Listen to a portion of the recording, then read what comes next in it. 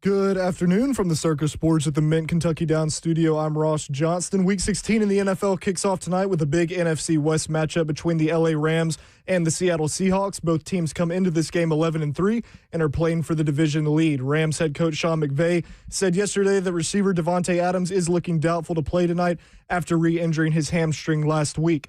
You can listen to the game right here on The Zone with Westwood One's coverage beginning at 7 p.m. In NFL news, the Indianapolis Colts have opened the 21-day practice window for quarterback Anthony Richardson. Richardson suffered an orbital fracture in warm-ups prior to their Week 6 game while doing an elastic band workout and has been on injured reserve since. The Colts currently are 8-6 and sit one game outside of the AFC wild card.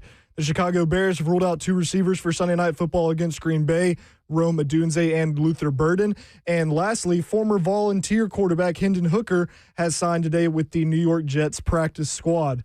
For all your foundation repair or waterproofing needs, visit USSTN.com. Breaking news at once in your home for the Titans and Vols. This is 104.5 The Zone.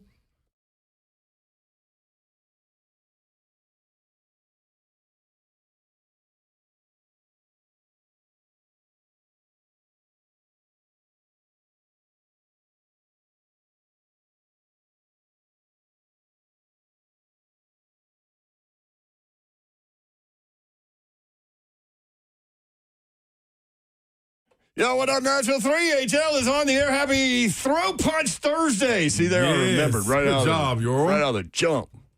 I'm like a sprinter, man. Just locked into the, what do you call them things? Lock it in. The blocks. In the blocks. Yeah, in the blocks. Ready to come out. Rip the knob off. She's just saying random radio Get them, stuff. Babs. I like that. That's like 1978 radio. Yes. Lock it in and rip the knob off. That's when radios had knobs. Do they still have knobs? Some of them? Yeah, I got a knob on my I got car. a knob. Okay. There she is. She's Babsy What Davenport. up? I got a knob. We know nothing about her day, but we know that she's had a day. Yes. She's got the nonverbal going. Drowning. I'm drowning. Well, Hey, I'll tell I bet you there's about a bunch of parents out there that are with me. I'll tell you about United Structural Systems a little bit later. You can waterproof yourself. Hey, there you go. You okay? You okay, Babs? I'm great. Let's go.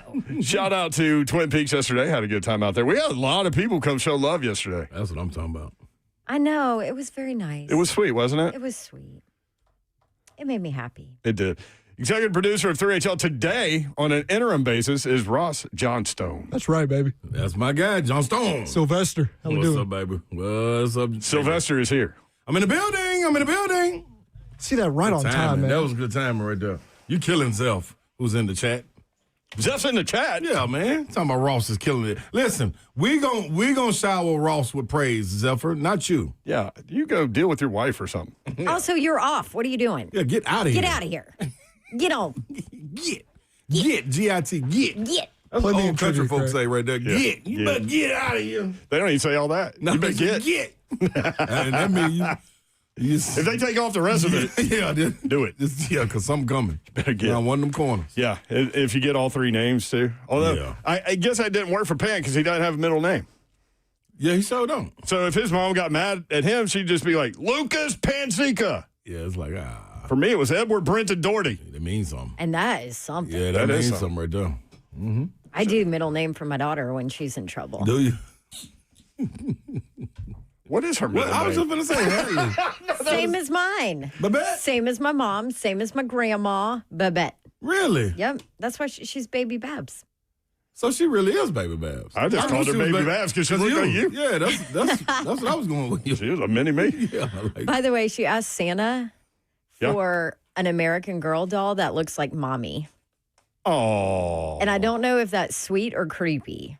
no, that's sweet. No, now when she gets mad, she's going to take it out on the doll. That's what's going to happen because she can't do it to you. This doll's going to go through the ringer. Hey, dog, let me tell y'all something, though. Lil Ron, when he was about 4 or 5, when he used to get in trouble, we on his one side of his wall, we got the wall where you can use, it's painted where you can use chalk. Oh, yeah, people can sign chalkboard and wall? draw. Yeah. I So- love that. That was such a good idea. Dog, no, not for this part. So if I got on his nerves or something, or somebody said something, it was always me. He would go up there and draw a stick figure No. and put Dad beside it and like start taking my arms off on my legs, and we caught him one time. I was like, Ron, who is that? He was like, it's you. It's you, Dad. So guess what I did? I drew him and erased him. Like, you think you're not the only one that got power, dog. Like, what do you... This don't mean nothing to me. But that was That's wild funny with Lil Ron because, number one, he's very illustrative. Man, it was. And he also is a horror fan. Yes, this has been going on for a minute. That stick figure could go through some stuff, man. Like, I don't know where the New Orleans part of them came from, but hey. Stick figure dad. Yeah, yeah, man. Can I give a shout out? Yeah. Man, shout out presented by your mom. There you go. Man, down there to the people, my folks down there at Crystals, man, that's working right there on Charlotte. Right there by old Joe Johnson, man. Hey, man, listen, you talking about employees having a good time? I've been there. They in there having a ball, man. They were? Oh, it's a slick little baby karaoke going on in there. Oh, yeah? Are you serious? Man, what? It was about 5 cars in the drive-thru with nobody inside, so I was like, you know what? Let me go inside. I had a craving for Crystals. I went in there, got my order, sat down. Dude, they joking on the customers when they come through the drive-thru. The dude that said, man, hey, can I get the birthday milkshake? The lady said, ice cream ain't creaming right now. He said, okay, so no milkshakes. So she after he said no milkshakes, she said, no birthday cake face. It ain't no milkshakes. I said, hey, he bust out laughing. I was like, hey, man, they having a ball. So I get birthday cake face. So they get my order up. I grabbed my order. I was like, hey, can I get a little extra ketchup? She was like, yeah, I got you. So she handed me the ketchup. She put it in my hand. And when she put it in my hand, she dropped it and like rubbed her hand on top of my hand. She's like, ooh, you got soft hands. I said, yeah, buddy, you better know it. As long as you got to work for something out here, you know what I'm saying? She's like, I see you, big fella. I said, hey, man, let me get on out of here, man. I ain't playing around with my people at Christmas. I mean, listen, if she does that 100 times in a shift, something's going to happen. That's what I'm saying. She's going to get lucky with somebody. Hey, man, shout out to the people down there at Crystals, though, man, holding it down, man. It's all love down there, man. That was good energy today. Here's the follow-up question. You went to Crystal before I've been having show? Everybody know that's gutsy. Yeah, that's gassy, too. Yep, gutsy that's what I'm and saying. gassy. Yeah, everybody be able to cover up your noses. Oh, boy. Just saying. I got my Uncrustables to cover it up, though. Cover it up? How does it cover it up? That's going to add to it, like a little flavor. You block each other out. Yeah, they cancel it out. They cancel it out. I don't think that's how it works, Slay Dog. Oh, yeah, we can all mix it together up in there. Find it out. Babs got to leave in a minute anyway. When are you leaving? In a couple hours. We're all leaving in a couple hours. At 4:45. I That's don't know. my girl, I don't need to ask her questions, do I was going to say, yo, whatever it is, just roll with it. I don't know what I'm doing. Just roll with it, yo. Well, this is going to be I'm fun. just treading water. This is going to be fun. Listen to every minute of today's show, y'all. Hey. Hey, but you know what I did do? What? I managed to pack my Montana winter coat, heated vest, ski pants, you ready? snowshoes, all of it in a carry-on.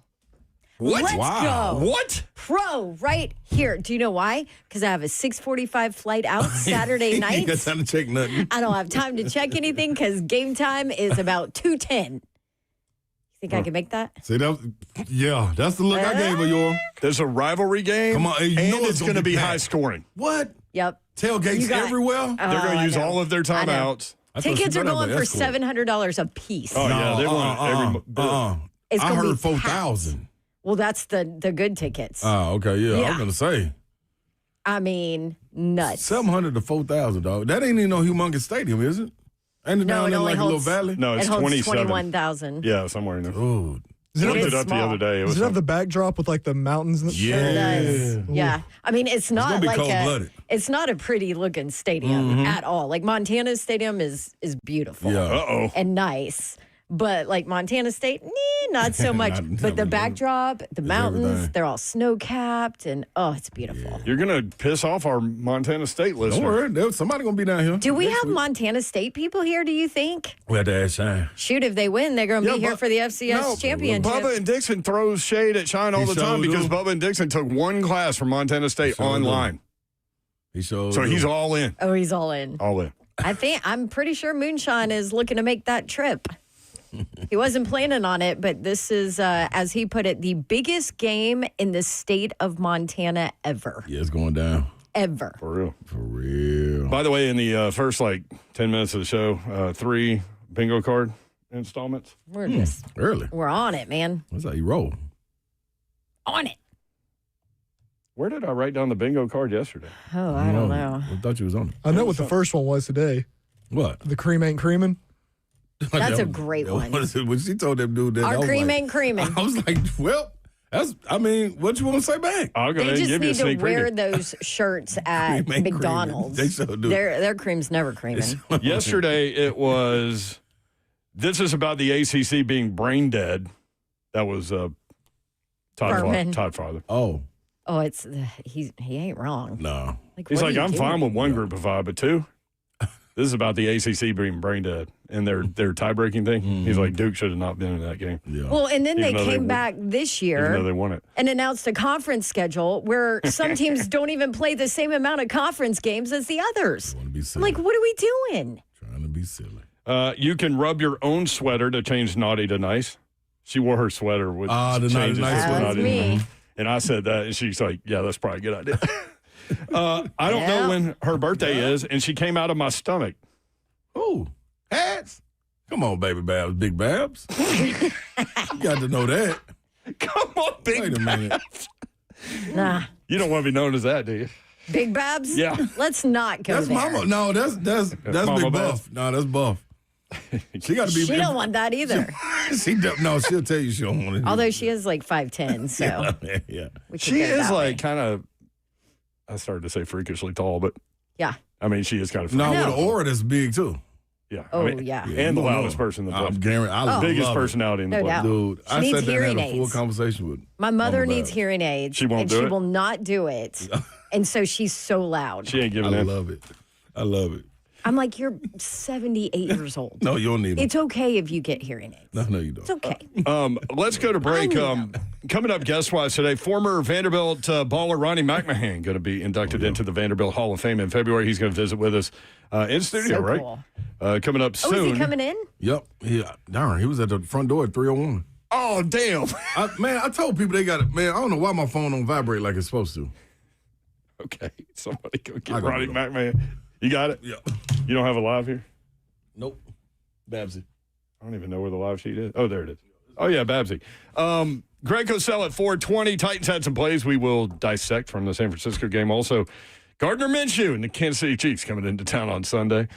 Big Savagery, Ramon Foster at 520. Why have the Titans suddenly been able to run the football? We'll talk with him about that and more. All of that coming up. Stay tuned.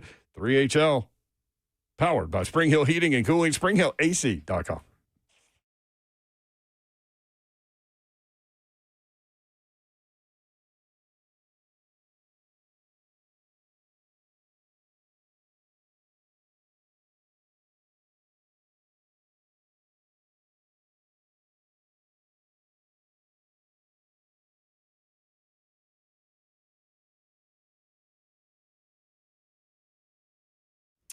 All right, here is my normal holiday pattern. Oh, yeah, I'm going to be thoughtful and do all these great gifts. And then at the last minute, I'm like, oh, well, these gifts aren't going to get there on time. What am I going to do?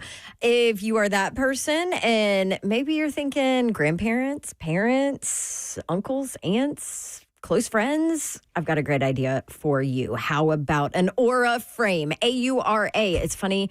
We just set one up last night for our own house, and it is so simple. It's a digital photo frame, unlimited free photos and videos that you can put onto this frame and gift it to somebody.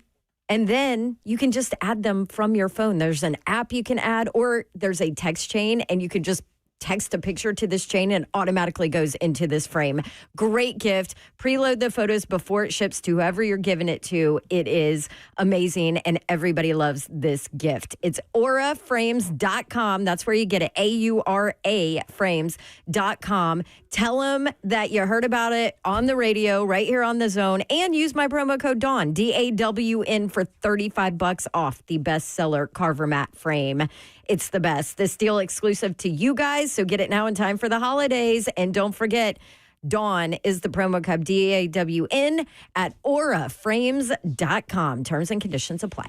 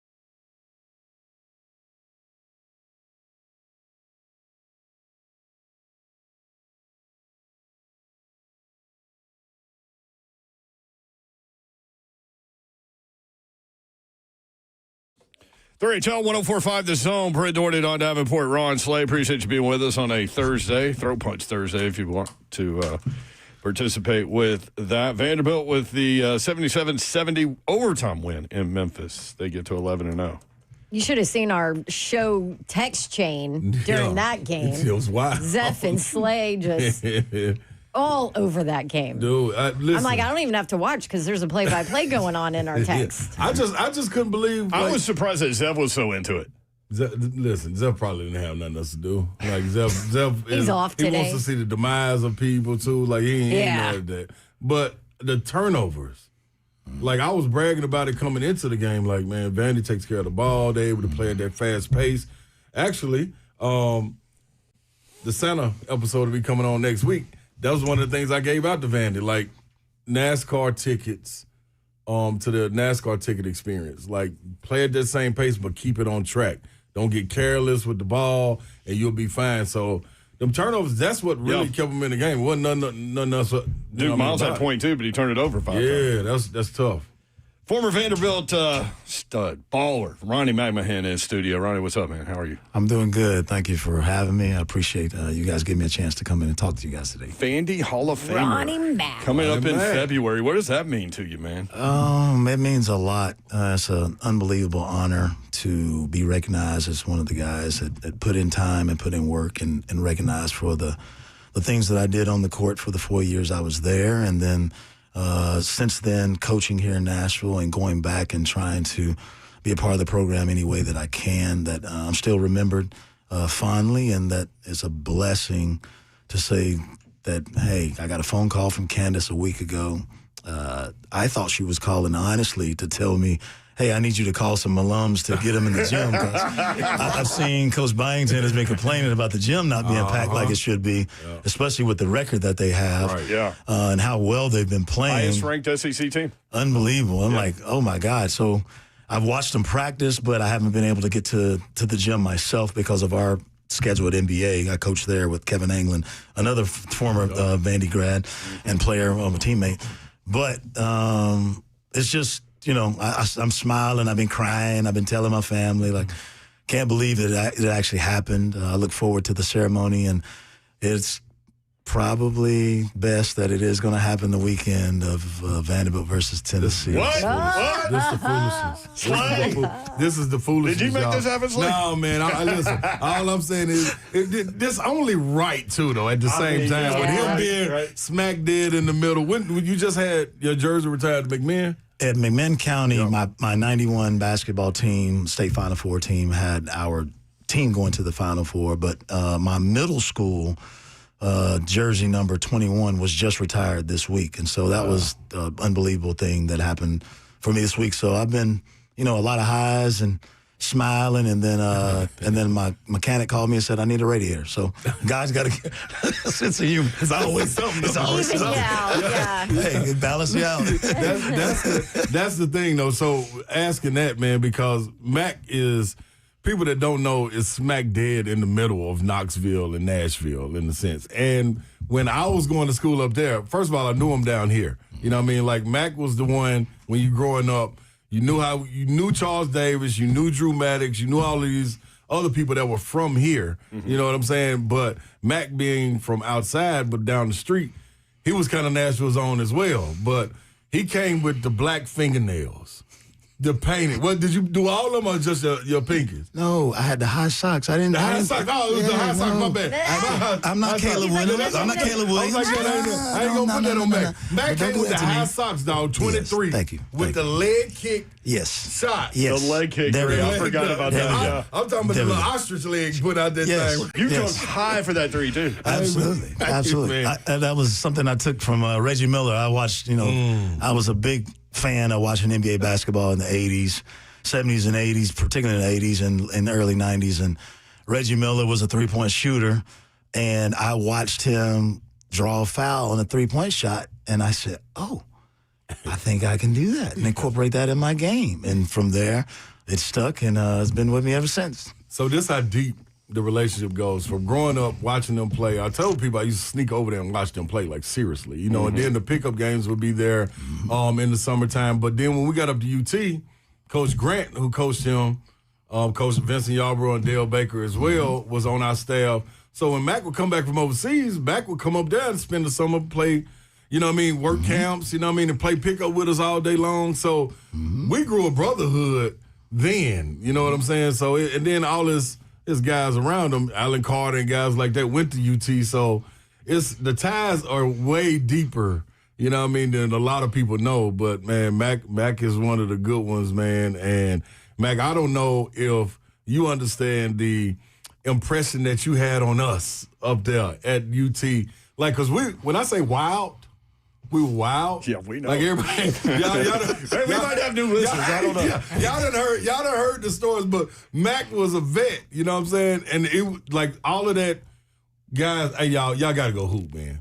We got to hoop. We got to get up next day and go hoop. You know what I'm saying? And Mac would always, Mac would always give you the unk look. Like, oh, yeah. The head down, 3 shakes. Like, if you finna do something stupid, you look at Mac put his head down, 3 shakes. Then he'll say it. Hey, head down, 3 shakes. You'd be like, dang, I can't even do that. All right, let's go do something else. Ronnie McMahon in studio. Yeah, I mean, that's where I was going to go with that. It sounds like it was important for you to come back and give back to the guys coming up. Yes, and try to help because them. For me growing up, I always looked up to the players that played before me and the guys, whether they're my uncles or whether they were fans or whether they were just good guys and role models that I wanted to emulate their play or their style of game. And so I would try to take something from their game and put it in mine, but also conversations with some of the older players, like the two guys that when I got to Vanderbilt, Derek Wilcox and Eric Reed, were playing for Coach Eddie Fogler, who recruited me. And so when I came on my recruiting visit to Vanderbilt, I didn't go out with the current players per se. They took me out. They had already graduated, but they took me out. And so when I started playing for Vanderbilt and in the summertime staying in Nashville, I worked at the dry cleaners out east at McPherson Cleaners. I drove a van delivering clothes to hotels. But in the afternoons, we played pickup. And yeah, so, they don't do that anymore. Nah, they don't do that anymore. And it's long gone. They don't do that. They deliver clothes, man. No, it's very different right now. They have clothes delivered. I guess to say that was my NIL back then. But along with me working out east, I would see people come into the dry cleaners and they would recognize me and say, "Hey, you're Ronnie McMahon. What are you doing?" Like, I'm working. Like, what? Why are you not playing? Like, hey, I got to make some money. So I was in summer school in the daytime, and then afternoons I was working at the dry cleaners, evening playing pickup. But at Vandy, we played pickup for 3 hours. Yeah. And so all 3 courts would be filled with kids, players from other schools in town or MTSU, Western, Memphis. Anyone would come in town or anybody local. Drew and Ron as high schoolers, Jamont Gordon as high schoolers, Trent Hassel would come down. Yeah.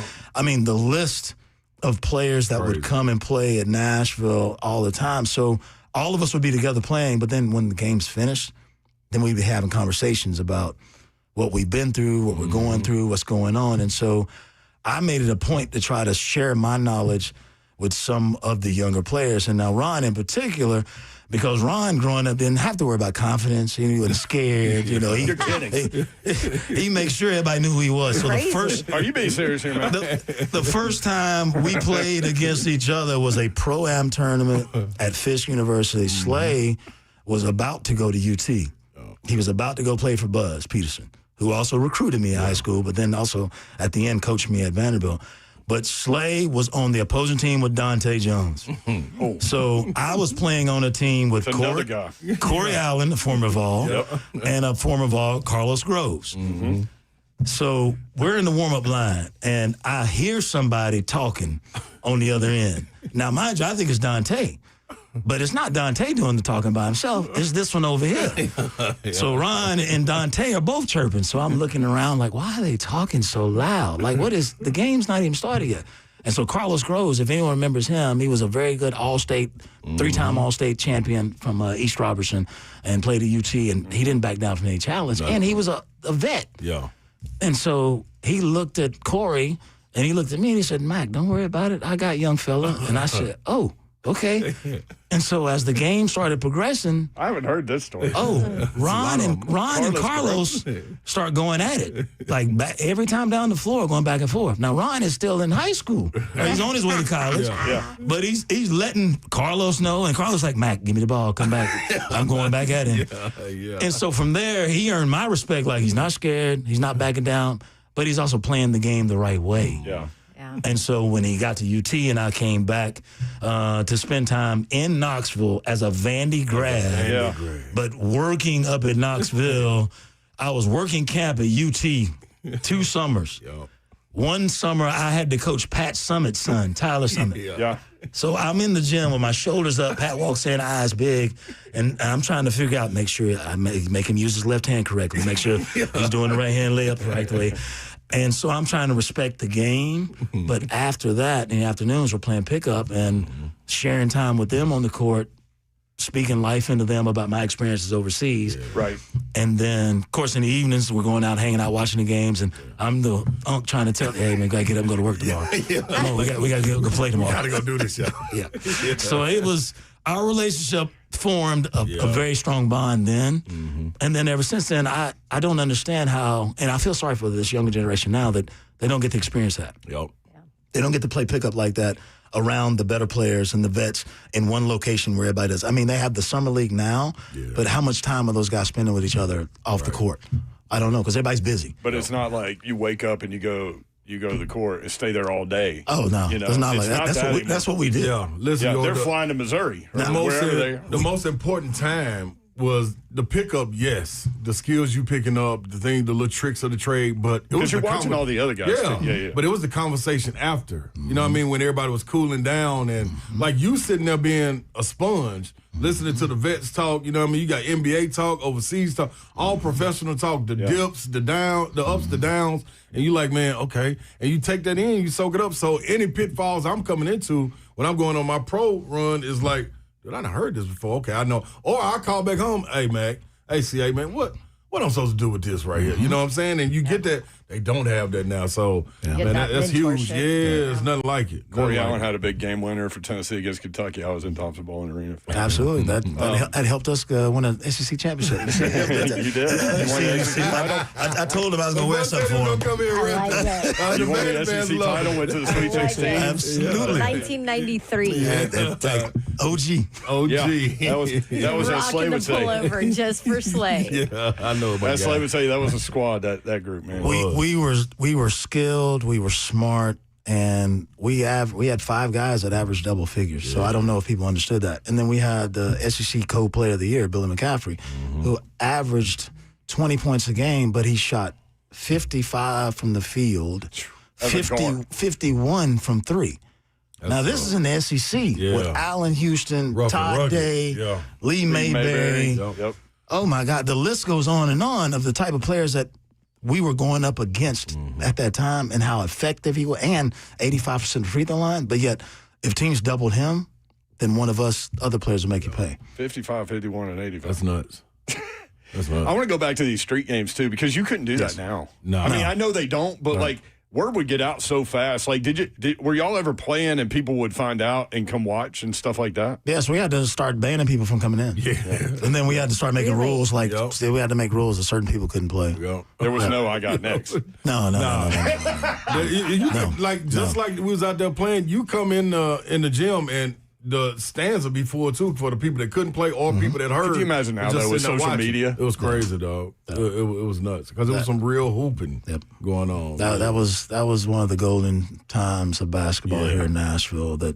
Nashville at that time, Ron Bargatze ran a summer league that was at Vandy for a number of summers, and then it moved over to the NBA. But when the summer league games were not going on twice a week, the other days, everyone was at Vanderbilt playing for 3 hours. And like you're planning your day around, I've got to get there early so that I can get on the first 10. If not on the first 10, I'm in the first 15.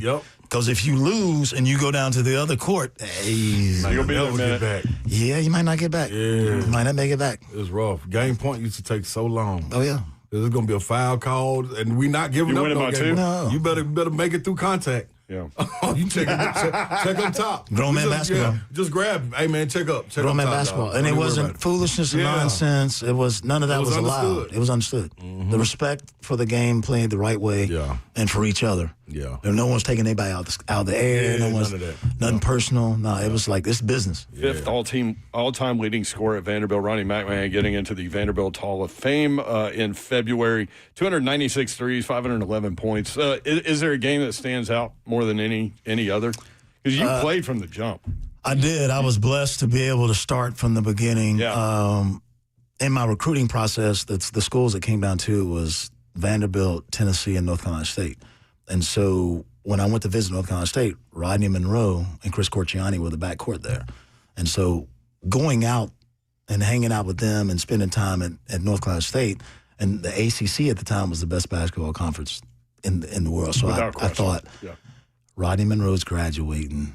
They're recruiting me to be the number 1 2 guard. Was Corciani still going to be there? He was gone. Both of them were leaving. Both of them. Yeah, both of them were leaving. So I'm thinking, okay, this is an opportunity for me to step right in and play there.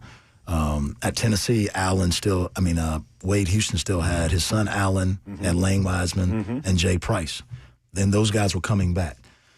And so Coach Fogler just shared with me, he said, hey, you can make your own decision, but we need an athletic 2 guard to do the things that you can do. We don't have that right now. We have skill. We have guys that play hard, but we need some more athleticism.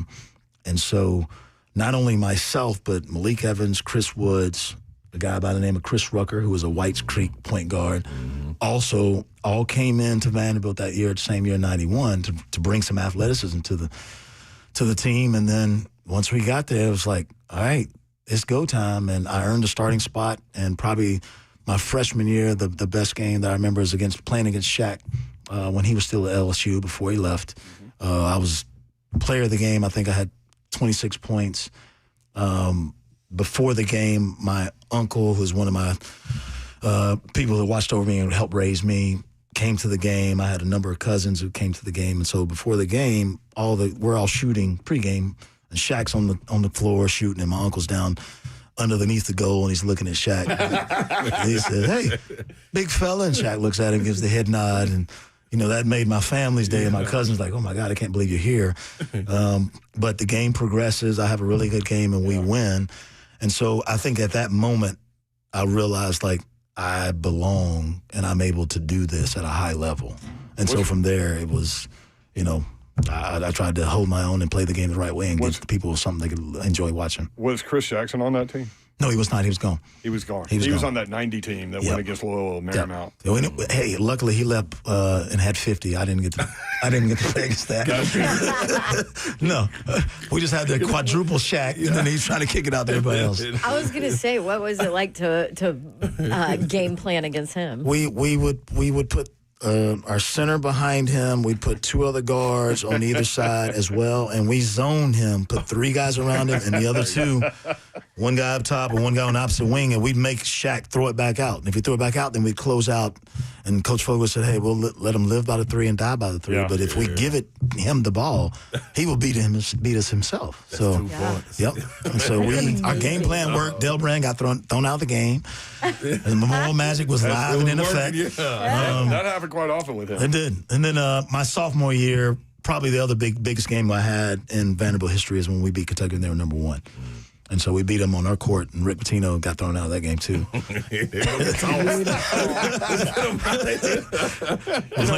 Jamal Mashburn was, incredible, unbelievable. That's the year we won the SEC. We talk about what Vanderbilt was in basketball, and I love that they're having the success they're having this year. But that Memorial Magic thing, people just don't understand unless you were here to witness it. It was different. You're talking about number 1. Number 1 came into Memorial Gym to die. Yes. Yeah. I mean, it happened all the time. Remember, Indiana was number 1 and lost. That's right.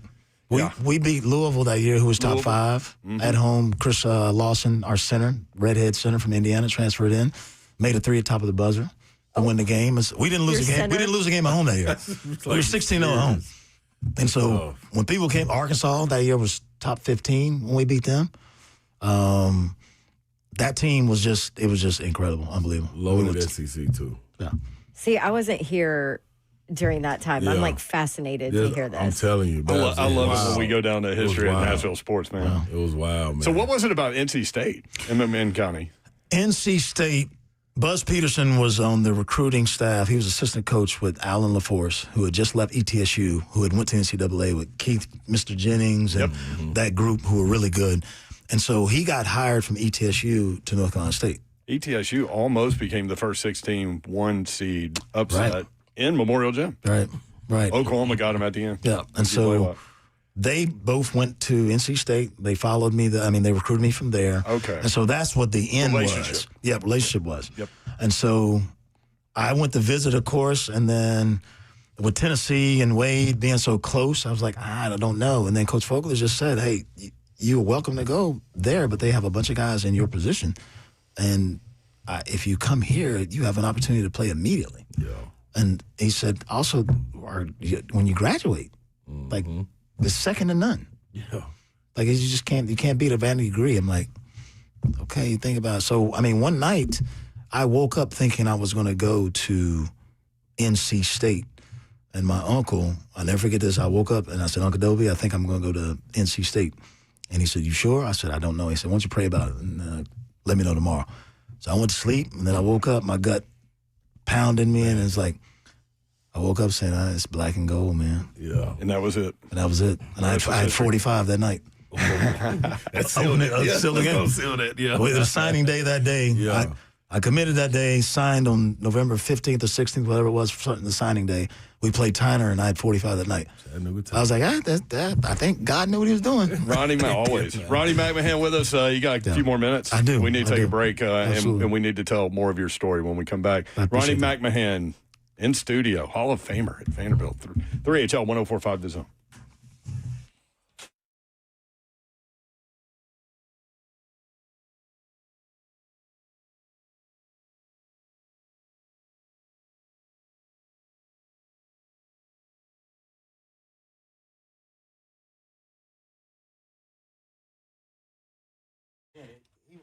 Okay, do you need your carpets cleaned, especially with all this rain? Maybe you have animals, dogs, kids, husbands, whatever. Carpet's a mess. You need to call Zero Res. Yes. Husbands?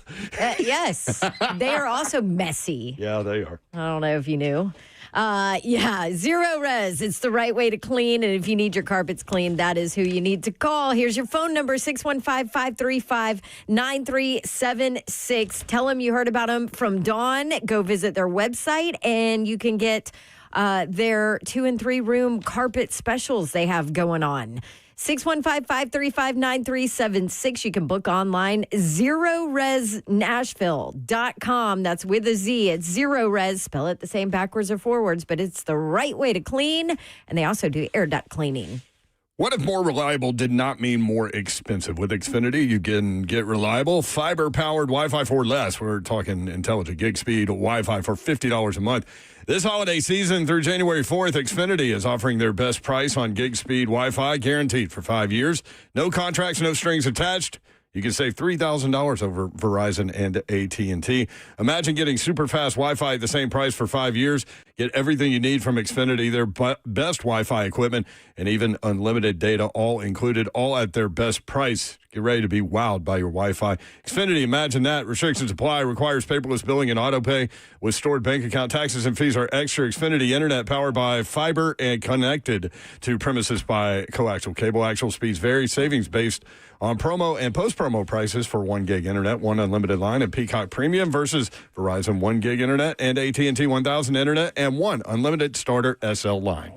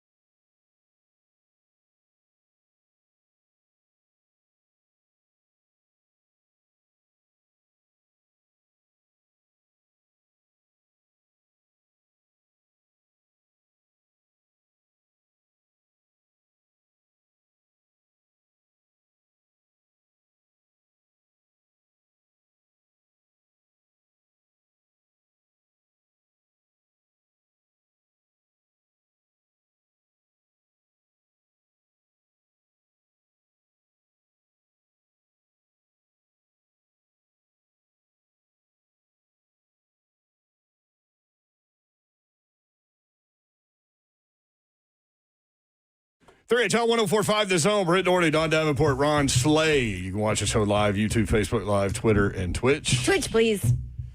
Candy B 91, Whites Creek in the house, she said. She heard you mention Whites Creek. Yeah. That was a team, too, with David Vaughn, all those guys. Absolutely. I was at Hillsboro. I've told this story once, but I was at Hillsboro, and David Vaughn and those guys, all 5 went Division I. Yep. They come in there, very first play, off the tip. They run down, finger roll off the backboard. David Vaughn catches it, dunks it behind his head. They won by 100. Yep, I believe that. In Ed Hesse Gym, the house that Slay built. Yes, definitely believe it. Yeah, I believe that. They were David and I played together on the Tennessee-Georgia All-Star team. Yeah. After high school, and I formed a relationship with him there. Yeah. And then, of course, in the summertime before he went to Memphis and played at Memphis State, we were good friends. But big homie. Big homie. That's him. Big homie was a problem. He could go. Yes, he was. Skilled, boy. Skilled and long. Yes. Vandy's 5th all-time leading scorer, Ronnie McMahon, in studio. He's going to be inducted into the Vanderbilt Hall of Fame coming up in February. I don't know how many people know this story, but I'm anxious for you to share however much of it you want to share. But for those that don't know, Ronnie Mack is in need of a kidney transplant. What led to this situation? How long have you been dealing with it? I've been dealing with it for a little over a year now, and it's something that hereditarily I was born with but didn't know it. And so last summer, after the summer basketball camp season had finished, generally in camp season, the 3 weeks in July, I help run a camp at NBA, and my gym is filled with 1st through 3rd graders. Oh, my God. And so, that is a loud place. So from 9 to 3, I'm doing a whole lot of yelling and keep your hands to yourself. Grab a basketball. Don't grab him. Go sit down. No, not right now. Yeah, put down the Rolex. But, yes, so for 3 straight weeks of that, I do camp. And so after camp had finished, one day I went into the training room because I also coach middle school 8th grade football. And so I had done my 3 weeks of basketball camp. We had just started football practice, which was outside where it's blazing hot in Nashville and at the end of July, early August.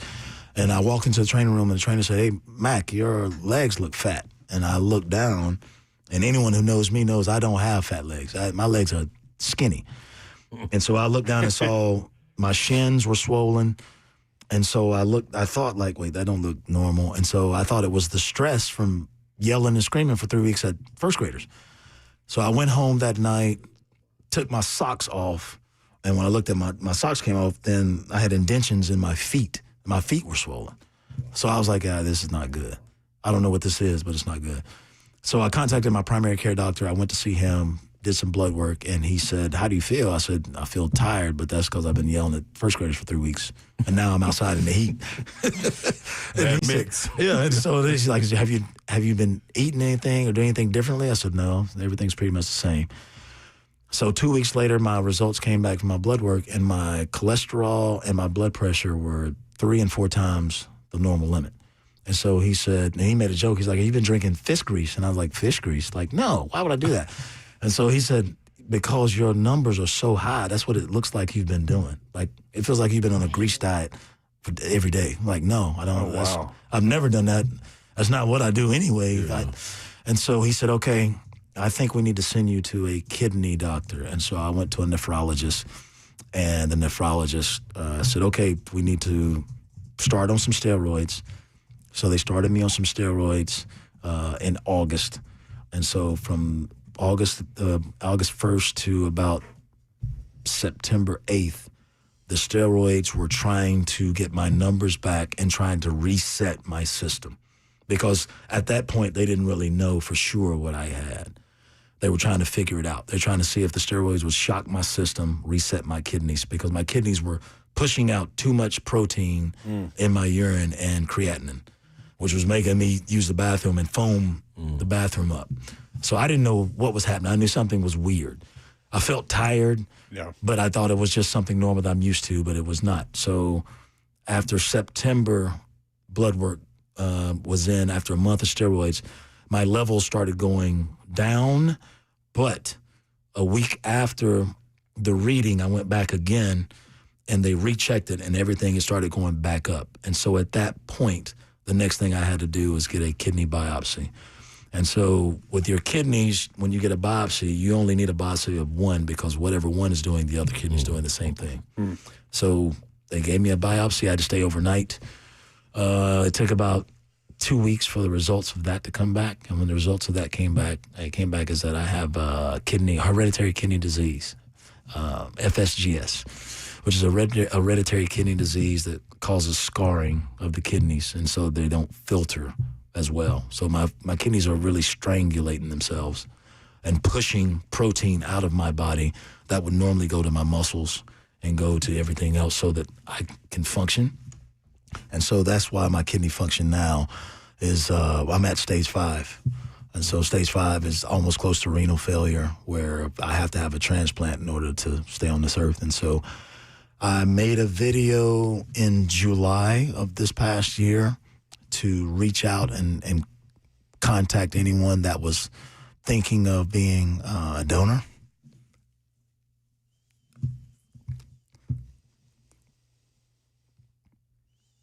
It was a humbling experience to try to ask someone to change their lifestyle to help me. But after doing that, and by the doctor's orders, I had a ton of people that responded, a ton of people called, a ton of people tried to sign up for themselves. I have a survey that I keep with me, a living donor survey, QR code that I send to people who are interested in trying to help me.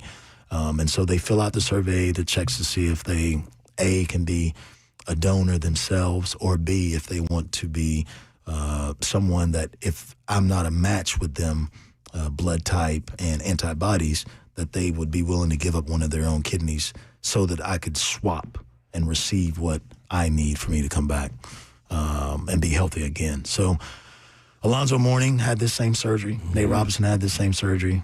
There was a former Vanderbilt football player several months ago who had the exact same surgery, who I'm really good friends with. He lives in Chicago. He just had his surgery this spring. And a month later, I was telling Babs this earlier, a month later, he was on a hiking trip in Montana. And so people who have had a kidney transplant surgery, although the process after surgery is pretty tedious and long, it's a 10-week recovery. My immune system is suppressed, but my body's trying to heal itself, and a third kidney is added. They do not take the 2 kidneys that I have. So they add the third one, give it its own line to my bladder, and then from there, I'm off to the races. And so where are you in the process? Right now, kidney transplant. Right now, because it is so difficult to get on the transplant list. So I had to get poked and prodded for 2 months straight and scanned for everything, top to bottom, in order to be able to complete the procedure itself.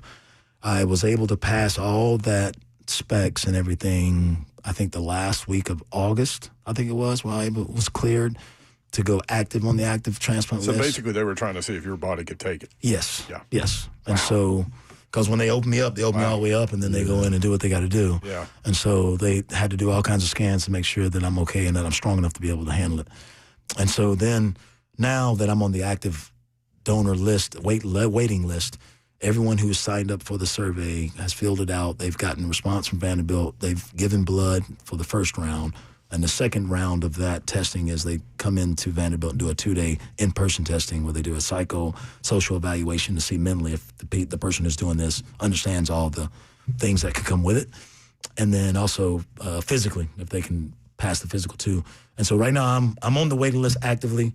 Vanderbilt, because of HIPAA violations and the way they do the procedures, they do not notify and tell me anything where I am per se.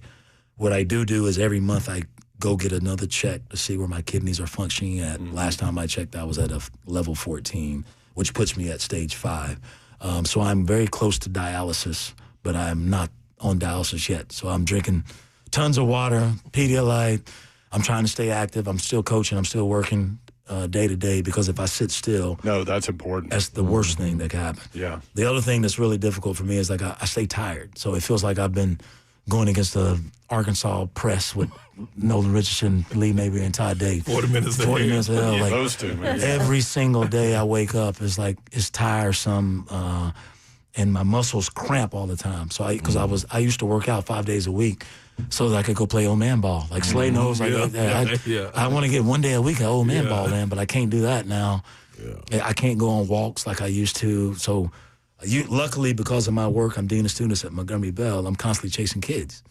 Whether it's on good terms or bad terms, so I'm always moving. Yeah. So I get my 20 steps doing that, but I can't go for like a nature walk for 3 miles. I can't do it because my legs will start cramping or my feet will start cramping. So is the QR code something you can get out, like that we can throw out there? Absolutely. Okay, we're definitely I have it with me, and y'all can scan it. We're definitely if you would, it'd be so appreciative if you can get that out. Like I said, there's been a number of people who have signed up already, and I don't know if the people who signed up before are actually the ones who are possible for me and matches for me.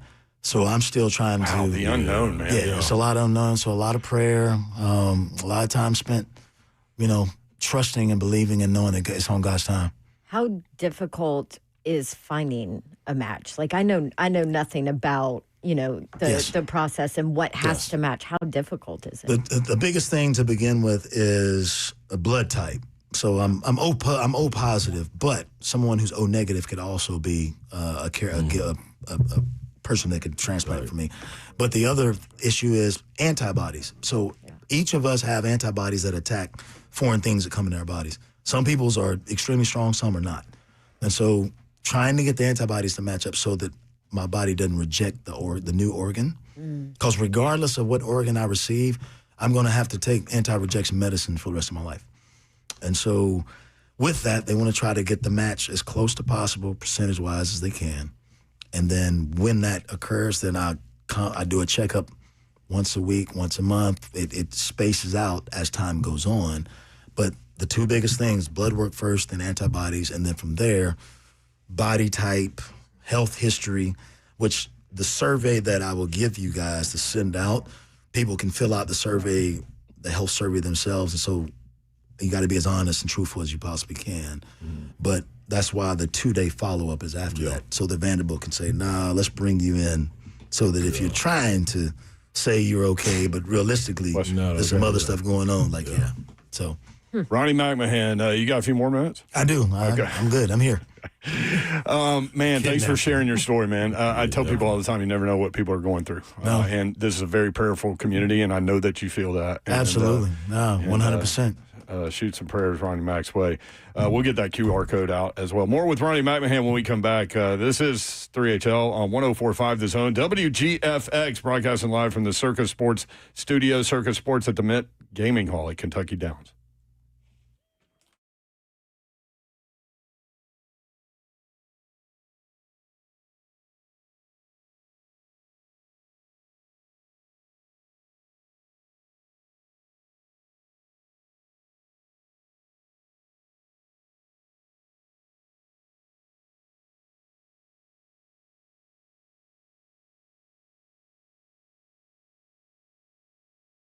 All right, as a customer of Pella Windows and Doors of Nashville, I would love to recommend them to you. They have replaced all of our windows and our doors, all of our windows and doors in our rental property as well, and they've been amazing and great to work with. Product is off the charts, and maybe this is you, and sometimes it's just time to upgrade those things in your home, like your windows and doors. I would certainly recommend Pella Windows and Doors of Nashville because of our experience. And you might be surprised to learn how affordable these windows and doors can be with Pella, especially when you tell them that they got to give you the Dawn deal, which is no interest, no payments for 24 months. That's 2 full years to pay off your windows and your doors, plus 50% off qualifying installation. And then on top of it, for December, an additional 5% off materials. Pella celebrating 100 years in business, which means they're doing things right. Give them a call, 615-249-1910. Easiest way to schedule your free consultation. They'll come chat with you, check out your windows and your doors, is to just go online. Ask for the Dawn deal too, PellaNashville.com.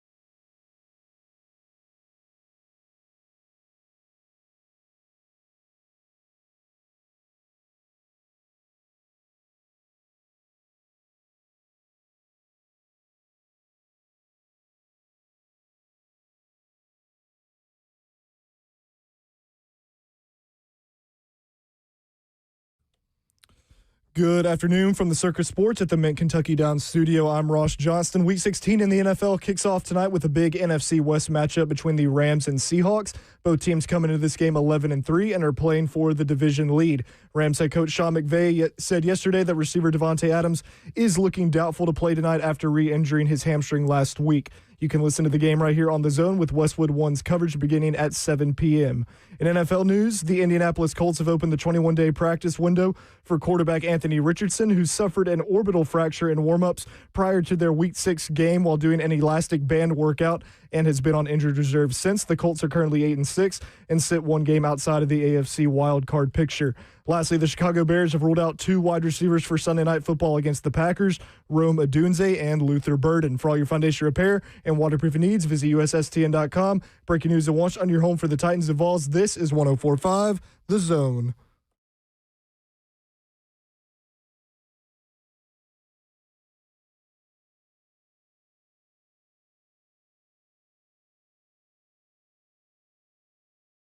Tell 104.5 The Zone. Britt Doherty, Don Davenport, Ron Slay, our friend Ronnie McMahon in his studio, the legend going into the Vandy Sports Hall of Fame in February. Slay Dog, he's wearing a bunch of Vandy gear over here. He is, man. He's comfortable. Are you comfortable? Oh, absolutely. Absolutely. And this little room that he's going to go into is going to be real comfortable. Wait, we got the boom boom room? Oh, we got to do it. It's only right, man. So Ronnie Mac, he saw the boom boom room come along anyway, so let's just make sure they can get it in and handle it since we're elder statesmen running around in the boom boom room. We go in, Mac, the door's locked behind us, ask you a series of questions. You got to answer them to the best of your ability. Truthfully, if you do that, the door will be unlocked and you get to roam free. All you right. agree to these terms? Let's go doors. Ross, what? Hey, man. Into the boom boom room I go. John Stone, lock the door, man. Smooth doors, ain't that? Well, man, hell, man. He made boom boom room you. Yeah, it's cool. I know what to do with him. Let's just go and jump straight to this, man. You got to put 5 guys on the floor. You're included. You're the inbounder. Wow. You got to give me your coach and 4 other guys, Vandy greats, that you want to run this last play. I'm in to win the game. I'm inbounding. You're inbounding. Are they down one, Slay? I don't care what they down. They down. He's like, I don't want to be You got to make a bucket.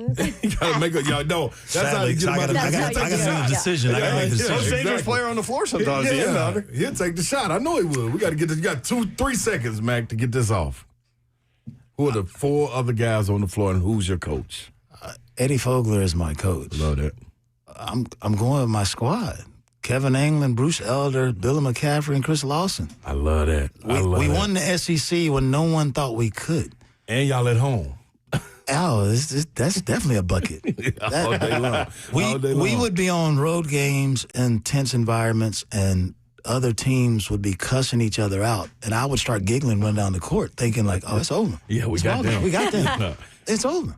If you had 3 guys that you were able to trade for during your time in the SEC, who would those 3 guys be from any team? You get to add 3 guys to your team. Who would they be? No, I'm not trading. No, you get to keep your guys. You just get to go get 3 guys. You get to pick up 3 free agents from any team. It's an expansion Vandy team. I'll be honest. I can't do that because when I played at Vandy, like the guys in my corner were my guys in the corner. Like as great as the other players in the SEC were, like some people would say, well, why wouldn't you go get Jamal Mashburn? Like I would be the first one I'd ask. Absolutely, like Jamal, Allen. Yeah. Those 2 in particular, like they come to mind immediately. Like they were so good, and I love playing against them. Yeah. Bringing them to Vanderbilt, like I don't want to take away from my guys that I played with. Last one for you. Top 5 players in Vandy history, not including yourself. Charles Davis, CD, Billy McCaffrey, Mac, Shane Foster, Matt Freege. Freege! Look at that. That's my guy. Do I got one more? You got one more. What's some hoopers out there, boy? It's a lot. I tell people the history is deep, man. It's deep over there. It's Memorial Magic.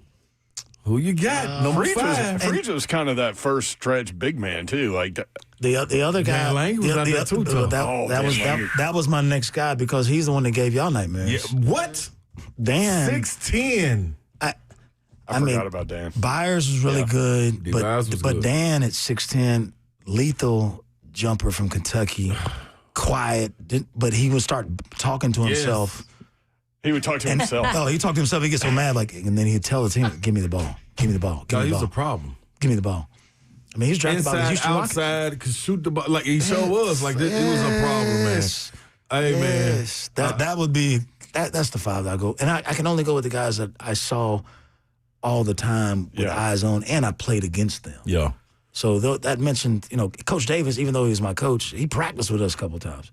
Yeah. So Coach Davis played in the NBA. Yes. And big, silky smooth, quiet, but physical, smart.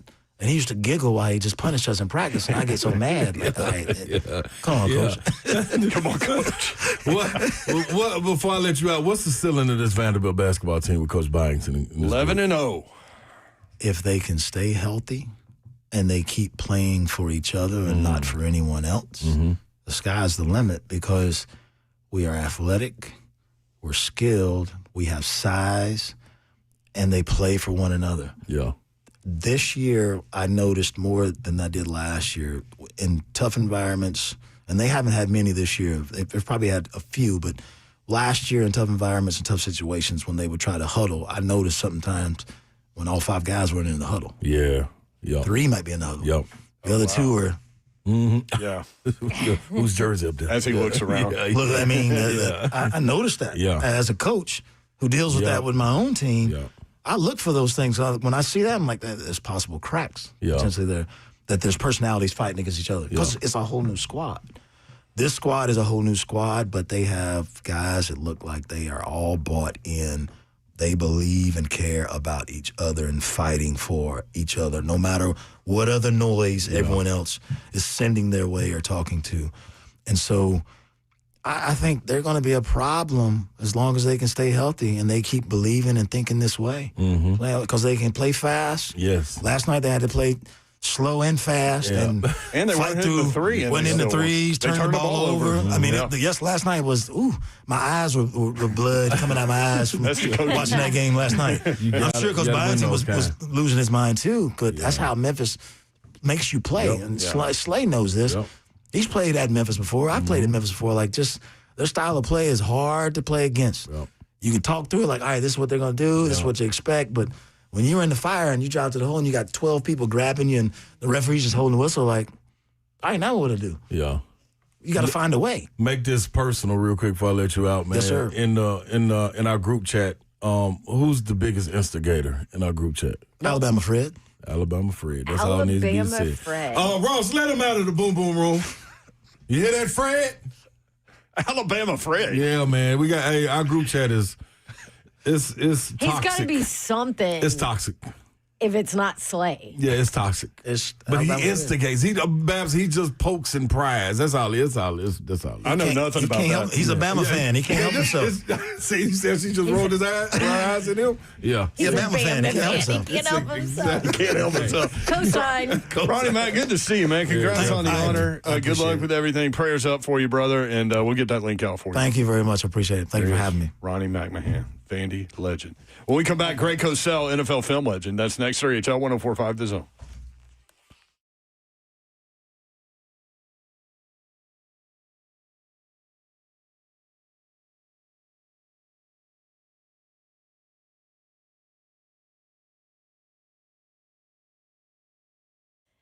All right, Trajan Wealth. I want to tell you about them because they understand the importance of tactical investments and tailored insights for growth in line with your risk tolerance. Does that sound like a whole lot? Well, maybe you need a partner in your financial wealth journey. And that's exactly what Trajan Wealth can do. As an independent firm, Trajan Wealth not bound to just one line of products or portfolios or anything like that. They have the ability to customize a portfolio to meet your own unique goals and needs. So maybe you have a vision for retirement or when that happens and you just want some help to make sure that you can get there and be ready for that, that's what Trajan Wealth can do. Call them today. Learn more about these strategies. They are fiduciaries, which means they must do what is in your best interest, and they can be your partner in this financial wealth journey. So give them a call, 615-270-5000. Offices in Brentwood and Franklin. And you can always check them out online, see what they're all about. TrajanWealth.com. Advisory services through Trajan Wealth LLC, SEC registered investment advisor. Client paid advertisement. Additional disclosures at TrajanWealth.com.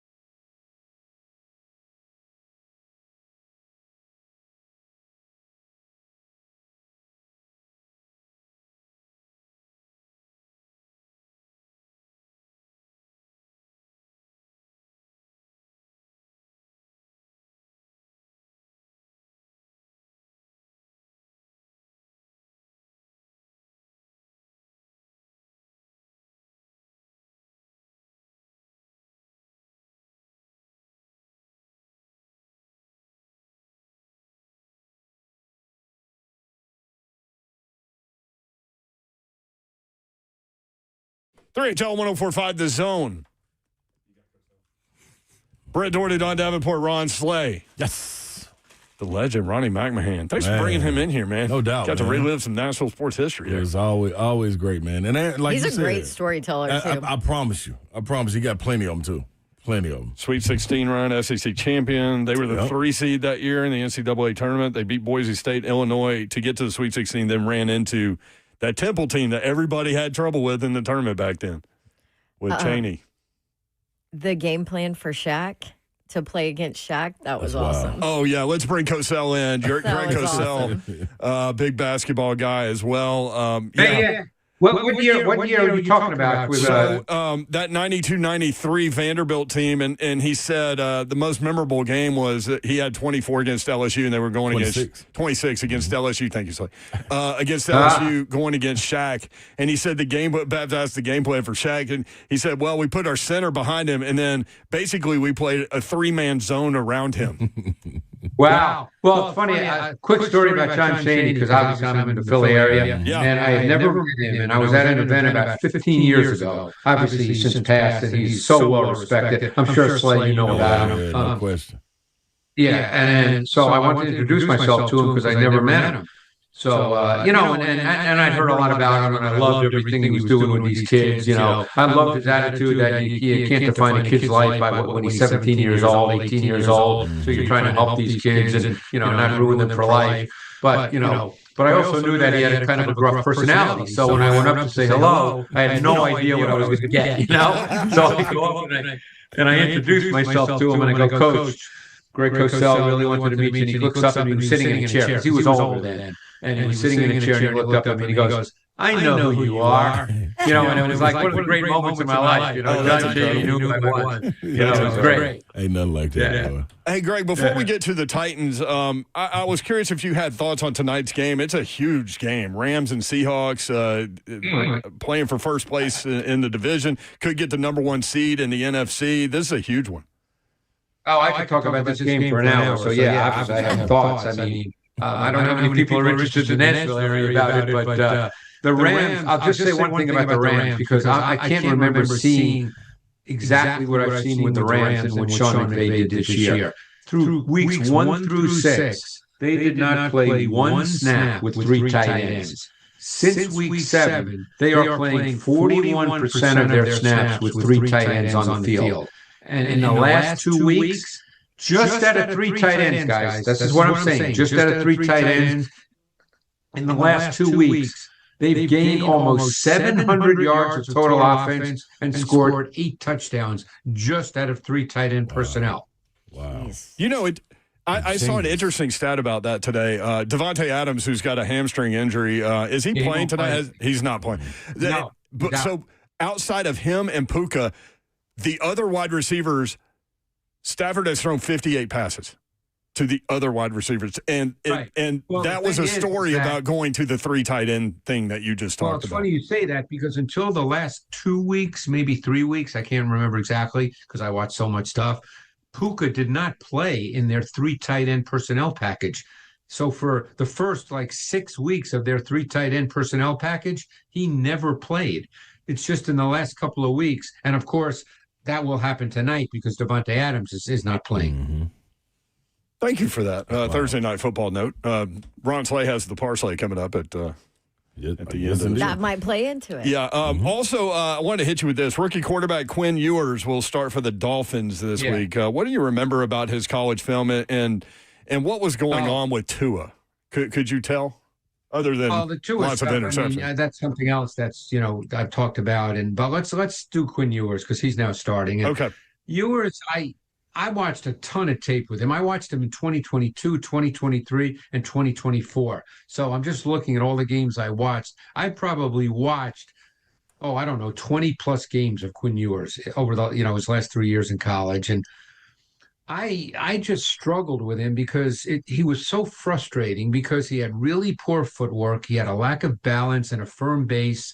He was never firm in the pocket. He didn't transfer his weight. I think his arm is probably a lot stronger than it shows up because he doesn't throw with any core torque.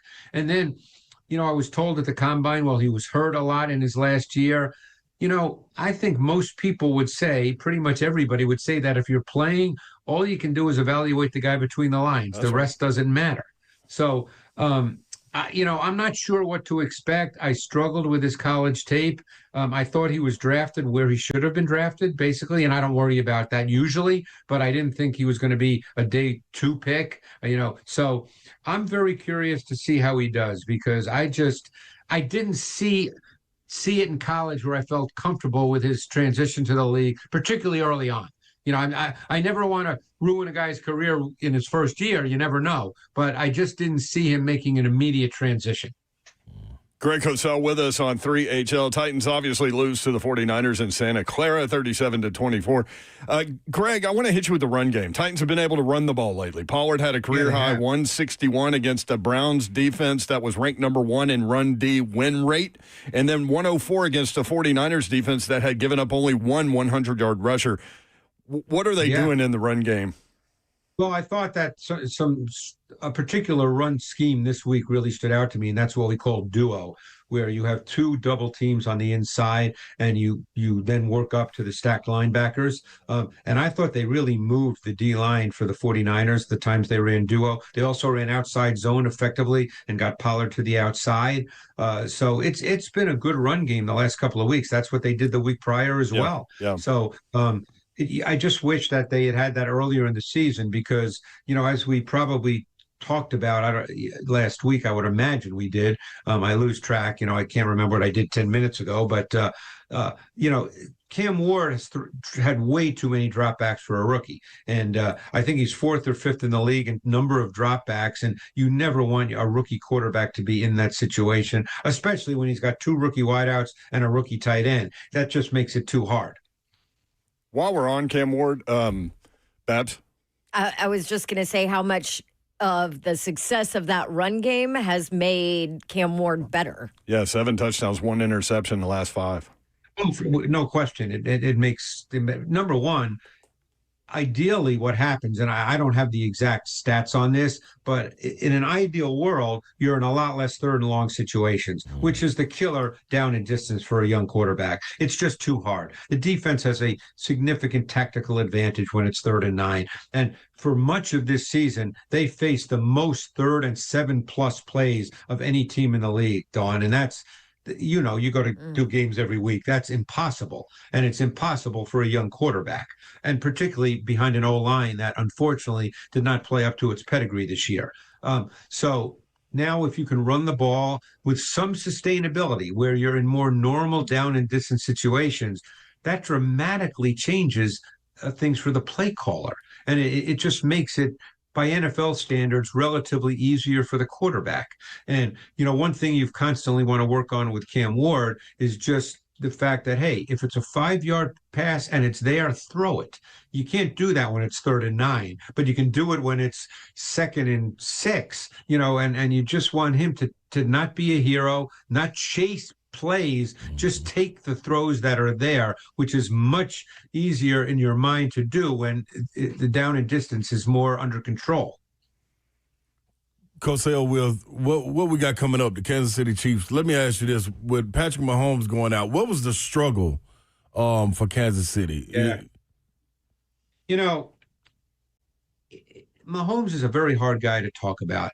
Mm-hmm. He's a great player. That's not my point. And, I always feel I have to qualify that. We know he's a great player, right, which doesn't mean he can never be talked about and evaluated as his career goes on. That's the way it works. That's what coaches are doing, okay? Mm-hmm. They're evaluating him every single play, every single week. Sometimes when I watch the Mahomes, it's true with Josh Allen at times as well. Sometimes I think they cross the line from playing within the structure and the timing and rhythm of the pass game and just make too many plays outside of structure plays. And is Mahomes great at it? Absolutely. No question. His spatial awareness and his downfield vision may be as good as anybody we've ever seen play the position. But it's just so hard to play that way, week in and week out. Right. I mean, the last 3 years, they've not been a high-scoring offense. Mm-hmm. And, obviously because of the success Mahomes has had being in 5 Super Bowls and winning 3, which obviously other than Brady is just off the charts. Right. People are quick to assume it's everybody but Patrick Mahomes. Mahomes has reached a point, and deservedly so, where if the Chiefs lose, people's automatic response, or when they talk about the Chiefs, their automatic response is they win because of Mahomes and they lose because of everybody else. Yeah. That's the automatic response. That is interesting, yes. That's the automatic response. And, it doesn't take away from the fact that he's a great player, but, sometimes, he just is a very hard guy for me to truly evaluate week in and week out because so much of it is outside of structure. Yeah, that's an interesting point. So Gardner Minshew, Greg, will be the Chiefs quarterback when they come to Nashville. He had not attempted a pass this season until last weekend. What does he do well? What does he not do well? God, I haven't seen him in a number of years. I mean, still around. Still hanging around. Yeah. You really have to define it really cleanly for Minshew, or he just doesn't see it well. Okay. So, it'll be interesting what Denard Wilson does because, ideally you'd probably see a lot of what we call late coverage rotation, changing the picture pre-snap to post-snap. Because Minshew is one of those guys, if he sees it, almost the way to almost explain it would be if he knows the play, so to speak, and the defense is the right defense, he can complete it and look pretty good. If he doesn't really know it well and the defense is causing him some problems, he's gonna throw some to you. I guarantee Denard Wilson, in probably very flowery language, is letting his defense know this week that he's gonna throw some to you. So let's make sure we catch him. This will be his 5th start against the Titans. He's 2-2, Gardner Minshew. I actually thought it was better than that, so that's not bad. Yeah. Can I ask you about a couple of plays from the 49ers game? Walk us through the 34-yard touchdown pass from Cam Ward to Gunnar Helm. Beautiful design. It came out of 12 empty, meaning 1 back, 2 tight ends, and 2 wide receivers. So if you're an empty, there's usually a 3-receiver side and a 2-receiver side. So Helm was the slot inside of Jefferson to the twin side, the 2-receiver side. Okay. The 49ers went with a subtle coverage rotation at the snap from a 2-high structure to cover 3, which really was perfect for the route concept because it was a 2-man route concept into the boundary with Helm and Jefferson. So Jefferson ran a post route, which cleared out the cover 3 corner because he's responsible for the vertical route by the outside receiver. Then Helm did a great job running a vertical stem, then running kind of a delayed wheel route outside of Jefferson. Yep. And there was really no one to play him because Jefferson had cleared out the corner with his post route. So it's a zone beater concept, and they got zone, they got cover 3, and it was perfectly executed. You couldn't draw it up any better. I felt like it was a great throw, too, toward the sideline, taking him away from any defender. Yeah. Okay. It was a really good throw. So now break down the Big Jeff touchdown in exactly the same way. That's just, although I got to tell you, he moves pretty good for a big man. Yeah. It was pretty remarkable just watching him move. I mean, he had to run 2 routes on that play, basically. And that's right, because it became just a kind of a random improvisational play. Yeah. Yeah, I felt like the 49ers defended it well. I mean, you see Big Jeff in the backfield, all eyes on him, right? Like Tupac taught us that. So he goes out, 2 defenders go with him, but Cam Ward's able to extend the play long enough for Big Jeff to run a second route and, athletic enough to catch it. It was fun. Fun. It's going to be interesting what happens. Obviously, I'm sure, there'll be a lot of time spent talking about it with the coaching search and who they hire. And, it'll be very interesting.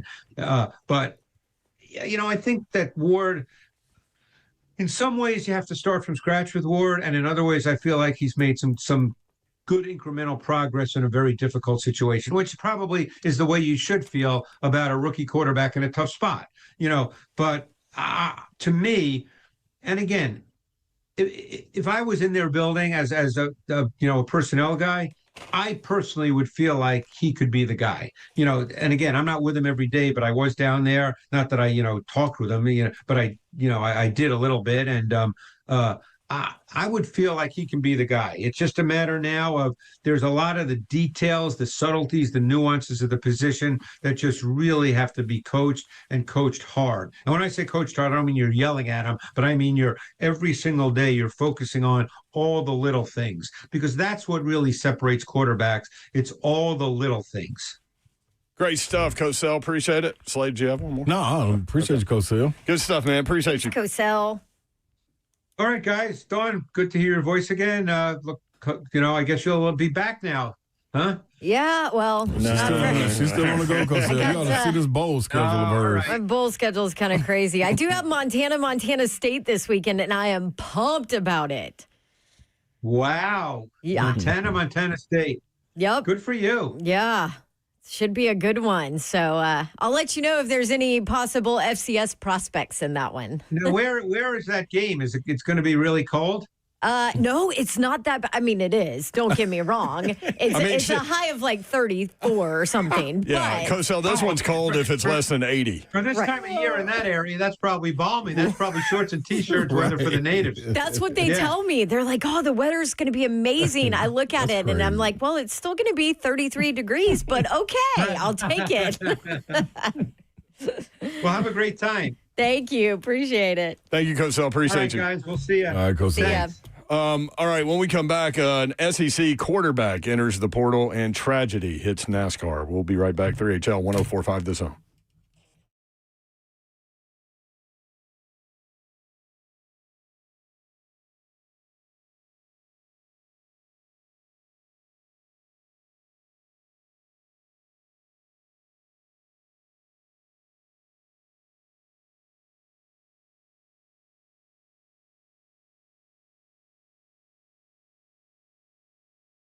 Your time is precious. Your health is priceless. And Medical House Calls is here to help you with all of that. Healthcare designed for your life. So what does that mean? That means, let's say you randomly get sick or the kids get sick and your life is just thrown into upheaval. Well, guess what? Medical House Calls tries to make it easier for you. You don't have to get up at 5 a.m. and call the doctor and wait on hold to try and get an appointment. No, they come to you. You can call or text Medical House Calls. Their teams assess what you need. Book your visit. Medical providers at your door to deliver you the care that you need to get you back as soon as possible. And they do this 7 days a week. 7 days a week, Monday through Sunday, 7 a.m. to 8 p.m. Same-day appointments are available, and next day is guaranteed with Medical House Calls. So if you need them, they're there for you. Call them, 615-838-2375. That's 838-2375. Or you can always go online and schedule your appointment with them at their website. It's medicalhousecalls.com. Healthcare designed for your life. Yeah, Babsy and Bozeman, 35 and sunny on Saturday, the current high temperature prediction. Balmy. Friday's a problem. Glad they're not playing the game on Friday because there's a 95% chance of rain and snow, low temperature of 20, winds 25 to 35 miles per hour with gusts occasionally over 50 miles per hour. Okay, well, that sounds awful. But that's Friday. Great. Stay in the hotel. Yeah. Be like, no Detective Dawn work on Friday. Yeah, you guys enjoy dinner. I'm out. This holiday season, give your business the gift of focus, flexibility, and a professional place to grow. eSpaces.com.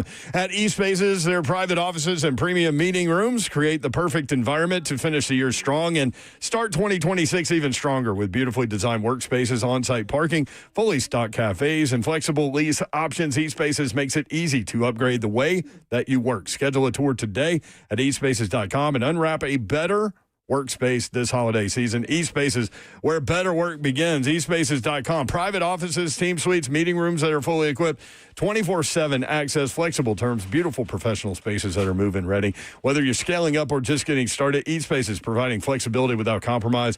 Check them out. Tours available now. Reserve your space early. eSpaces.com. That's eSpaces.com.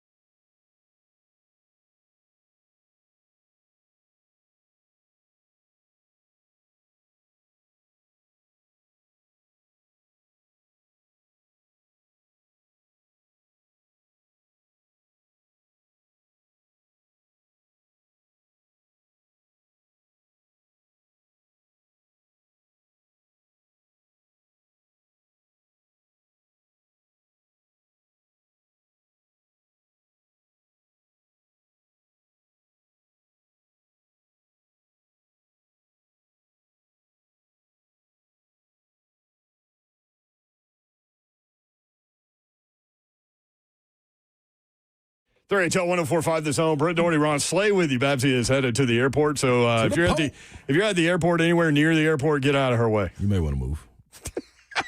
That's just safe. That's safe for us and y'all. How about she got all of her outdoor gear from Montana into a carry-on bag? That's amazing. Blowing my mind right now. I'm with you on your own. I'm feeling like she forgot something. You know what I mean? Listen, I hope not. That bag's a little light. Like, how'd she fit everything in there? One of us will be racing to the airport. She'll remember in a minute. One of us will bail out. I think it's Big Savagery's turn. Yeah. Because you did that for him. I sure did. It's time for him to pay it forward. Big Savagery, Ramon Foster will join us at 5:20. Yes, it will. I want to ask him, what do you do if you're Tennessee in the portal? Right? Because Merklinger, no surprise, we've been telling you since the offseason he's going to end up in the portal. Yep. George McIntyre is going to be there. One of the top quarterbacks and players in America will be there coming out of high school, Faison Brandon. But you've got to go to the portal, right? But you've got Aguilar who's trying to get another year with a lawsuit still hanging out there. What do you do? Do you go after a guy that you're bringing in to start? Do you go after a guy that you're bringing in to compete? Definitely compete. But they're going to frame it that way no matter what. But I think when you say compete, though, like, I need you to start. If I can. So you want that level? Yeah, that's one what I'm of the looking top for. Guys. Because it's not going to do nothing but push GMAC. Right. I think that, and I think one thing we know about him, he embraces the competition. This is George McIntyre. We haven't seen him back down from competition. Hear about him all through high school. We heard about him in the preseason. Him, holding his own. So I think it can't do nothing but make him better. I would honestly want that. I want you to bring somebody in here that thinks they're supposed to start and let them push each other and shoot. Faison, just whatever he picks up on is going to be great. Because he getting the opportunity to sit. No ifs, ands, or buts. I don't believe. Or you do believe? I do believe he will. Yes, do y'all think the fan base will prefer a veteran as opposed to a young guy, or vice versa? Fan base wants to win, man. Yep. They want to win. They want back in that playoff. Yep. Mm-hmm. And we have talked about, like, it's hard to get there with a first-time guy, especially a true freshman. Oh. Like, Julian Sands kind of a different deal with Ohio State because he was there last year. And then what was put around. And then he was at Alabama. Like, come on, man. Like, what did he pick up on there? Yeah, he's had mental reps. Like, I promise you. I can guarantee you. Practice was tough. Oh, man. If you missed Ronnie McMahon, Vanderbilt legend, on the show earlier, you're going to want to hear that, whether you're a Vanderbilt fan or nothing. If you're a fan of people and hope, this is your guy. And that conversation was real. This was. Thank you so much for bringing him in, Slay. That was, no doubt, man. That was great, going down memory lane. And I can't imagine those basketball games with the level of player y'all were talking about that were in these gyms in the summer with y'all. Dude, there was some hard hooping going on out there. Carlos Groves going, I got the young guy. Yeah. I mean, that dude was a beast. But that's how you had to be. You had, like, you better get out there and hold your own. You're not going to get picked up. He went after Shaq. You know what I'm saying? So, like, yeah. And I'm telling CNN, man, I don't care who he is. Like, dog, come on with it. Knowing that that's a loss. Where was Corey Allen before Tennessee? Aquinas? Yeah. Yeah. Yep, White Creek. That's an incredible program, too. Yes, it was. Like, new Nashville people know nothing about that. Man. That was a run. Loaded. Yep. That was fun. So anyway, if you missed it, go to YouTube, the 104.5 The Zone YouTube page, and you'll be able to pop it up there. That's probably the easiest way. Or find the podcast, which you can find online, 1045thezone.com, or where you get your podcast. From Pete Thamel, Missouri quarterback Bo Pribula is entering the portal after 1 year at Mizzou. He's not going to play in the Gator Bowl against Virginia. Injury-riddled season. Just jump in and out of the portal, man. Remember, he jumped from Penn State right before they went into the college football playoff, and they used him. Yep. And here we are again. They had a package for him as a running quarterback. They used him. It's wild to me, y'all. That's all I'm saying. I don't get it. Zeph asked the other day, I don't think you were in here. I think it was Tuesday. Parsley's ready. Good. You got an hour. Yep. To tweak it. Zeph asked the question. He said, is there a player out there, if he entered the portal, you'd be shocked? I said, no. There's literally no player that, there's not a headline I could see about the portal that would surprise me. No. There's just not. Nope. Anything's possible in the portal. There's one person that would surprise me. Arch Manning would be the only person that would surprise me. Yep. Just because. I want the entertainment. Arch Manning to LSU. Oh, my. Hey, boy. Can you imagine? Hey, man. You talking about setting it on fire. Ooh-wee. It's really no holds bars in. Hey, Texas plays at Tennessee next year. What does Peyton do? Oh, you know what he got to do. That's his nephew. Yeah, he balls. I'm telling you, man. Balls over family. Yeah. No, he want Arch to do good. Balls over Texas all day long for him. Yeah. There's no way you're out, boy. Take a little 70-38 win. Yeah. Arch has 5 touchdowns. Man, Arch really can go and play bad, man. Just kill the rest of the game. The other Arch question, because it did come out that he is coming back, no surprise to anyone. Babs nailed it. Yeah. In the offseason. She was like, he just hadn't done it. I'm not jumping on any kind of train with him. You know what I mean? And I thought he would be great this year, and he did get better as the season went along, which she pointed out. And his numbers ended up pretty good. Yeah. But I wasn't like Paul Feinbaum. You know what I mean? Yeah, he said it was going to be. But she was like in serious wait and see mode with him. Yeah. I said to her, do you think he can make that kind of jump from this year to next year? And she said, yes, I do. Yeah. Because now he's done it. A full year. Now he's done it. He knows what it is. It's something about walking them shoes and then, like resetting and going again. No question. Yeah, and I think what's the name is going to put him. What's that coach name for Texas? Sarkisian. Sark, yeah. Sark is going to put him in a great spot too, though. I think him understanding maybe. I wonder how much pushback it was on play calls or understanding why we're running things. Why I can't do this. It's just much more of understanding when you walk through that and you have that experience to fall back on now. No doubt. Tragic story in the world of NASCAR and just humanity. Sad, man. Really. Former NASCAR driver Greg Biffle and his family were among 7 people that passed away in a plane crash today in Statesville, North Carolina. Apparently they took off and then they were trying to land. Like they tried to come back and land, and the plane crashed. The families of those lost in Thursday's crash issued a statement confirming their deaths. Quote, "We are devastated to share the tragic news of the passing of one of our founding board members, Greg Biffle, his wife Christina, daughter Emma, son Ryder, and 2 additional souls in a horrific plane crash in Statesville this morning." The family statement read, "Each of them meant everything to us, and their absence leaves an immeasurable void in our lives." NASCAR said it was devastated by the news, calling Biffle a beloved member of the racing community. Rest in peace.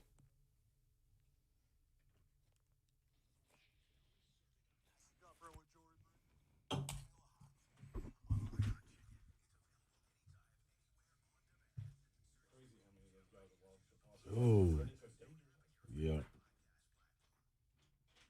Brentwood Jewelry, my friends, the Amamali family, ready to help you out. Christmas is coming up. Slay Dog, how many days we got left? 7, a week from today. A week from today. You still got time at Brentwood Jewelry to get it done. 7012 Church Street, located in the heart of Brentwood, just off Franklin Road. Exceptional style, exceptional deals every day for more than 50 years. Visit BrentwoodJewelry.com. Christmas hours, Monday through Friday, 9 to 7, Saturday, 9 to 5, Sunday, 1 to 5 through Christmas. For more than 50 years, Brentwood Jewelry has been proudly serving the Brentwood community with exceptional style and exceptional deals every day. As a family-owned and operated business spanning 3 generations, they are deeply rooted within the community. From Salem's service in the Special Forces to his son serving as local firefighters, the Amamali family is dedicated to giving back. In a time that is imperative to support local, you can do it by shopping at Brentwood Jewelry. If you haven't already heard, Nashville's premier timepiece dealer is Brentwood Jewelry. Not only do they have the best selection in watches, they're also the go-to spot for pre-owned Rolexes, vintage, and current models. You can own a fine pre-owned Rolex for a fraction of the cost, and each watch has been meticulously serviced to ensure the highest level of performance and is presented with a 2-year warranty. 7012 Church Street in the heart of Brentwood, just off Franklin Road. Exceptional style, exceptional deals every day for more than 50 years. Visit BrentwoodJewelry.com.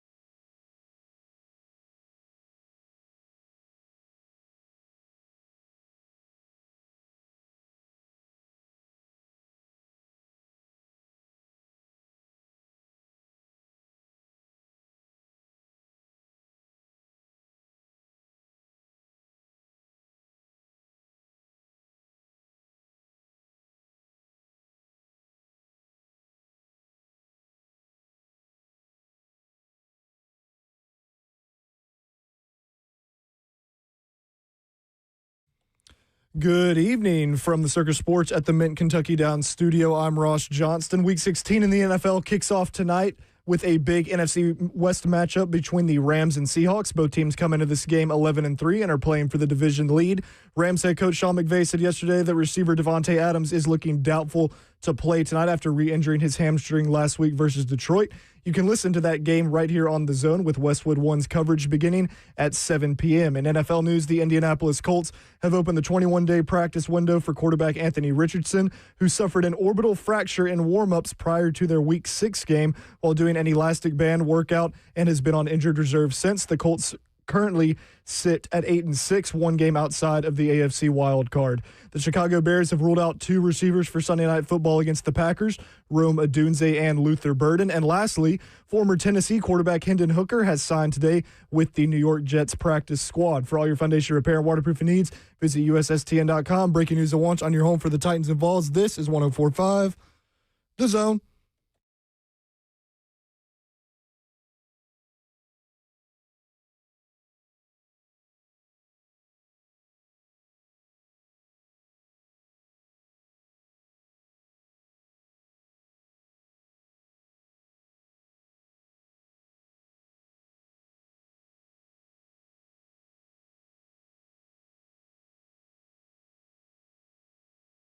Three HL 104.5 The Zone. What up? Hope you're having a great Thursday. It is Throat Punch Thursday. Yes, it is. As Todd Furman likes to say around these parts. Round away. He says that all the time. Babsy's headed to the airport. She's headed to Montana. She'll be back on Monday. We will be, there will be a 3HL Monday, Tuesday, Wednesday. Monday, Tuesday, Wednesday. Not Thursday. Oh, not Thursday. Not Friday. So that's coming up. Slay Dog is here, though. I'm in the building. You better be ready. Car ain't got no what? Car has a roof. I would say car better have roof tonight. You were asking when the cold front's coming through. You can see it on the radar. That'd be Chilly Willy. Yeah, what's the, what was it, 61 today? Yeah. Was it 61? It's 61 right now. Thunderstorms likely to continue through 9 p.m. tonight. Ooh. Let's see what the hourly temperatures look like. By 11, it's going to be 47. That's not awful. By 8 in the morning, 32 degrees. Wow. High temperature tomorrow looks like it's around 43. So drop back down, get your eagle on. Here we go. Jack Frost sleigh. Yeah, hey, boy, that last week, was that this week? This weekend. This past weekend, you posted that. Man. It was 13 one night. No, that was ridiculous. Yeah, like, man. it was so cold. I stopped to pump gas. If the temperature can't legally drive, awful. It's a good way to put it. You're absolutely right. You're at the gas pump. What happened? Yeah, like, that was good. Thank you. I got out to pump, and you know how you can pump and maybe you can fight it with your gloves and stuff on. Nope. I put the nozzle in there, clicked it, you know what I mean, we'll pump automatically and jumped right back in the truck and was mad because I couldn't start my truck right then. Like, dude, that was free. Like, that was. Oh, yeah, I've often wondered about that because I've forgotten sometimes to turn the vehicle off and put gas in it. Like, I can don't you know if blow that's a things? myth or anything. I don't know. Can you blow things up, just or is always it like turn mine airplane mode on phones on the plane? No clue. I just always turn mine off to be safe. Yeah, I do know that cold air out there make your face have an angry look, and you just angry at the frost. like bitter beer Jack face. is out here. Yeah, it's man. Come on, Listen, that ain't man, fair, man. Jack Frost is one of the characters around. We just don't need to deal with that. No, not at all. Guy. Just punt that guy. Shoot, ain't nothing fun about Jack Frost. You know, it's funny too. Like when you get gas and you can pull up the lever and it catches and it does it itself, and you can go inside and get something or whatever. Yeah. It always seems to never fail. When it's cold like that, it won't latch, and you got to sit there with your hand on it. See, It's like smoke detectors never go off at like noon. Yeah, It's always 2 in the morning. I ain't got time for it. You know, man. with the battery the problem, little beep, the little doop, and then you change the battery and it's still beeping. it's still a beep. Yeah, it's a little reset button. I don't know how to get to it, but I'm just glad mine ain't been beeping. I may or may not have on multiple occasions, just ripped the thing right out of the ceiling. Mine is beat for like a year and a half straight. Not now. What? No, mine's cool now. But how'd you deal with that? It was going for a minute. But you know it means it may not even be the one that you changed. It means one of them is low. Oh. It may not even be the one that you changed. One time I even called the fire department guy because they were like, you can call us. We'll come do it. Really? Yeah. Huh. Maybe I shouldn't have said that on the radio. Yeah, because, do they charge for that? I don't remember. I would have paid anything. That's what I was gonna say. If they didn't, I'd give that guy $200 to do that. Do you got a tip? In the middle of the night? Yeah, y'all, I know y'all got some better stuff to do, but you want to come change this fire alarm over here. It's like, yeah. And then like real fire happens, and he's over here changing out my battery of a smoke detector. That's like when we had Chris Lowe on the other day, and the Michigan story happened while he was on air with us, and we're like, you might want to go report on something, Chris. Hey, man. I'll tell you this, too. There used to be a tradition at Hillsborough High School when I was there where the seniors would have like senior night or whatever, and they would roll the school right there in the middle of Green Hills. Mm-hmm. Like cops aren't driving around seeing that. But they did it one time, and then the cops went chasing all the seniors around the high school one night. And Taco Bell used to be on the corner where Walgreens is in Green Hills, got robbed. Damn. While the cops were over there chasing teenagers. Yep. Wow. You know what Dr. Litterer did? She was the principal back then. Rest in peace. She didn't allow them to graduate. The ones that got caught, she didn't allow them to graduate. That's tough. They had to get their diploma like in the summer. That's tough. So there were some that didn't get caught? That's tough. They're probably walking across the stage. Like, yeah, I'll take that. Yeah, let me get that. Hey, wasn't me. That was rough. 615-737-1045, man. High school in the 90s. Mm-hmm. Scott, next up on 3HL. Scott, what you got? What's going on, fellas? What's up, Scott? Hey, real quick on that gas pump thing. Yeah. Brent, you know what happens to me every time? I latch the thing, I'll go in to get something, I'll come back out, and it pumped $1 a gas. Awful. It cut off when I was inside. That's even worse. Oh, you'd be sick about that. Yeah. You thought you were done. You had your little Hostess, whatever. Come back out there, you still got a pump. And your little Tahitian treat. Yeah, that's tough, man. Yeah. Hey, real quick, I gotta bring a Notre Dame angle to everything. All right. So as far as transfer portal, Kenny Minchie from Notre Dame, he went right down to the wire one week before they played Miami, before C.J. Carr got named the starter. That's right. And, that was an unexpected battle. Boy, man, went to Pope John Paul. That's right. So, he's from here. I mean, everything you guys were talking about, he's a starter level guy. He's going to start somewhere, but he hasn't started. So you could bring him in and, you do the whole open competition thing and whatnot. But I'm telling you right now, he's good, man. That kid's going to go ball somewhere. Yeah. And I think I'd love to see him in orange and white. They take that all day long. Thank you, brother. Appreciate it. Scott, we talked about that quarterback battle before the season started. That thing went longer than Notre Dame thought it was going to go. Kenny Minchie can play. Mm-hmm. So, that was a good point. Good call, Scott. Way to go, man. Yeah. Ryan in Lebanon. Ryan, what's up, man? You been to In-N-Out yet? Man, I ain't been in and out, bro. Too much going on over there. There's a lot going on over there. Long lines, man. What they doing? Man, it look like, hey, man, it look like, it look like the fair, man. What they doing? Them lines way too long. Them lines getting up the interstate and everything. Hey, man, I said, man, what? Hey, man, this look like the fair. They tripping, man. Hey. Now, look, man, I just wanted to holler at y'all, man. I've been listening to the show probably about a few months, bro. Yeah. Man, y'all cold, bro, for real. Man, appreciate that. Man, my son, man, my 4-year-old, he in the whip with me, man. His name Royal, man, and he love when Slay say, I'm in the building. You gonna say it, Royal? Yeah, Royal, let's go, Royal. Yeah, Royal, I'm in the building. Royal in the building. Royal's in the building. Hey, bro, he love that, bro. I just want to call and show y'all some love, bro. I rock with y'all boys, man. Appreciate that, man. For sure, man. Hey, thanks, Ryan. Let me say this too, Big Slay. I remember when you was killing back in the city in high school, man. My big brother went to Hunter's Lane, man. Big Andre Singleton, man. Yeah. Yeah, he was back, man. Yeah, I remember being a little boy running up down the court, man. Y'all, while the game going on. Right. I remember you killing Big Odell, all y'all killing, man. Yeah. That's No my doubt. first time calling in, man. I tried to call in not too long ago, but the line was big. I figured y'all be booming. Yeah, we're going to get you the direct number. Don't even trip. We're going to fix all that. Especially if you go to In and put Out. me on through. Yeah. Good, no, we gotta get Royal a little burner phone, man. We're gonna let Royal call in. We get you right there. I gotta holler at my Duke. My Duke's gotta go through that one.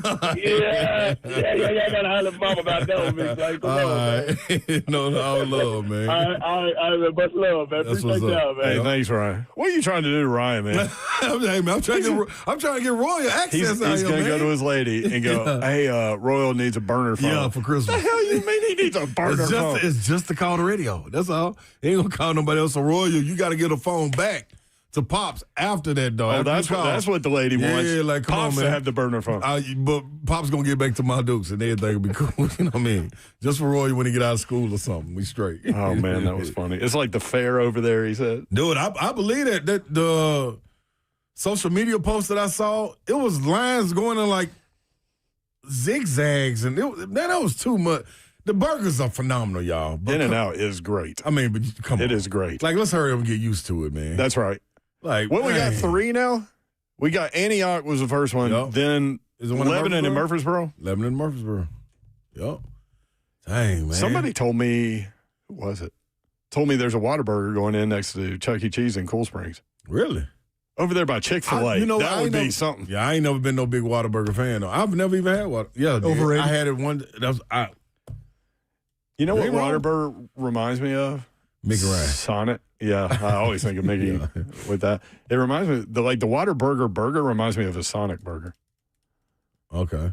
So when we didn't have Whataburger, flat, yeah. I was like, well, I fine. just go Little get something. skinny flat. Skinny flat. Skinny flat burger, you know? Now everybody's trying to do the hot chicken thing, and everybody's got these smash burgers. I don't need 3 burgers on my burger, man. Y'all ain't got to outdo each other. Dude, just give me the regular classic patty, the thick patty. I don't need 3 burgers smashed. That doesn't excite me, y'all. That don't excite me. So I don't know who else out there on the big sleigh train, but listen, we're gonna veto y'all and void y'all on these smash burgers. Y'all don't calm down. Cool. Jeff Daniels, I don't think it's that one, but he says, I went to the In-N-Out in the borough today, and the drive-through line was over an hour, so I said, I'll see y'all next year. That's why I called it overrated. I believe it. Brent didn't like that. You a Whataburger guy? No. You didn't like what I called In-N-Out overrated. Yeah, it's not overrated. What? You're wrong, is what you are. What is? In-N-Out burger is not overrated. I thought you were saying Whataburger was overrated. No, In-N-Out. Well, both. Nah, come on now, Ross. You're just trying to be a hater. Yeah, just to dude, be a hater. Who is waiting for a burger for an hour? Well, I'm not saying It's that. just because I'm it's new. I'm not judging that. It's new. I'm judging the food itself. You can go to L.A. or whatever, out west. No, the food's Vegas? excellent. 20 minutes max. Yeah. The food's great. Hey, you give them a little $5, you might get on in there a little quicker. $5 do a lot in this world. I want y'all to know that. As a tip, as a quick tip. Not for any kind of real service or anything, but just a little quick tip. $5 will take you, though. I'm telling you. $5 make you Yeah, holler. like if you sit down and eat somewhere or something, you got to do the 20%, you know what I mean, a real tip. But like say you want to jump in the line, do you know $5 how far up the line they to get you? They might get a couple of $5 to go and get Who are you tipping? Other people in line? Yes. Oh, that's not going to piss everybody else off? But hey, well, what you gonna do? $5? You could have done it. Yeah, you could have gave. I could have got the 5. You got to choose right. Christmas time, man. Get the $5. It's the season. It's the reason right. for the season. Correctly. $5 make you holler. Man, I'm telling you. All right, when we come back, big shout out to Ramon Foster. He'll add some sports expertise to this conversation. Yes. 3HL 104.5 The Zone.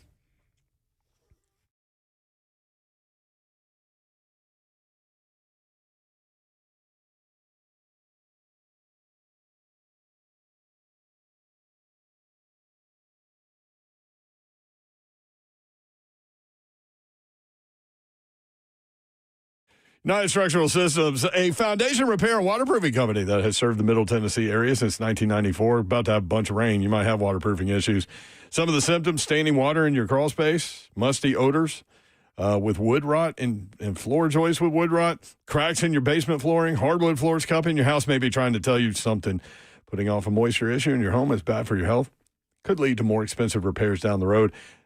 Check it out. And if you have questions or concerns, USSTN.com. These are your guys. Foundation repair issues, questions, USSTN.com. When it comes to large home repairs, a lot of times homeowners pretend you don't see the warning signs. Maybe you're afraid of what you're going to hear. Especially true with waterproofing and foundation repair. It could be something big that needs to be fixed. It could be a small problem now that will become bigger, or it could be nothing. Bottom line is you don't know what you don't know. And you certainly don't want to be sold something that you don't need. You need peace of mind. Over 30,000 100% satisfied residential customers. Homeowners trust USS, keeping homes dry and stable. We guarantee our best. Call USS. Serving Middle Tennessee, Southern Kentucky, and Western Kentucky. 615-488-7855. That's 615-488-7855 or USSTN.com. All right.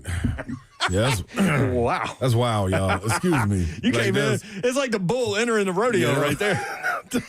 Hey, excuse that, y'all. But let's get to it. This busy holiday season, skip the stress and come celebrate where the food is hot, the welcome is warm, and the day feels easy at Shoney's. Whether you're starting a new tradition, visiting loved ones, or just want a meal that tastes like the holidays without all the work, Shoney's got you covered. Stop in to enjoy a plate of comforting favorites, classic holiday flavors, and all the Shoney's fixings you crave. Served up, always fresh and always delicious. And Shoney's is here to make your holiday shopping even easier. You can pick up that little cuddly Shoney bear. Yeah, it's right there for you. A sweet surprise for the kids, grandkids, or anyone who loves a little extra Christmas cheer. Plus, don't forget Shoney's does gift cards. So, coworkers, teachers, friends, family, making a perfect stocking stuffer as an easy last-minute treat that everyone will actually use. So this Christmas Day, come hungry, leave happy, and let Shoney's make your holiday delicious. Clarksville, Dixon, Lebanon, and on Donaldson Pike in Nashville. It's Shoney's. Let's eat.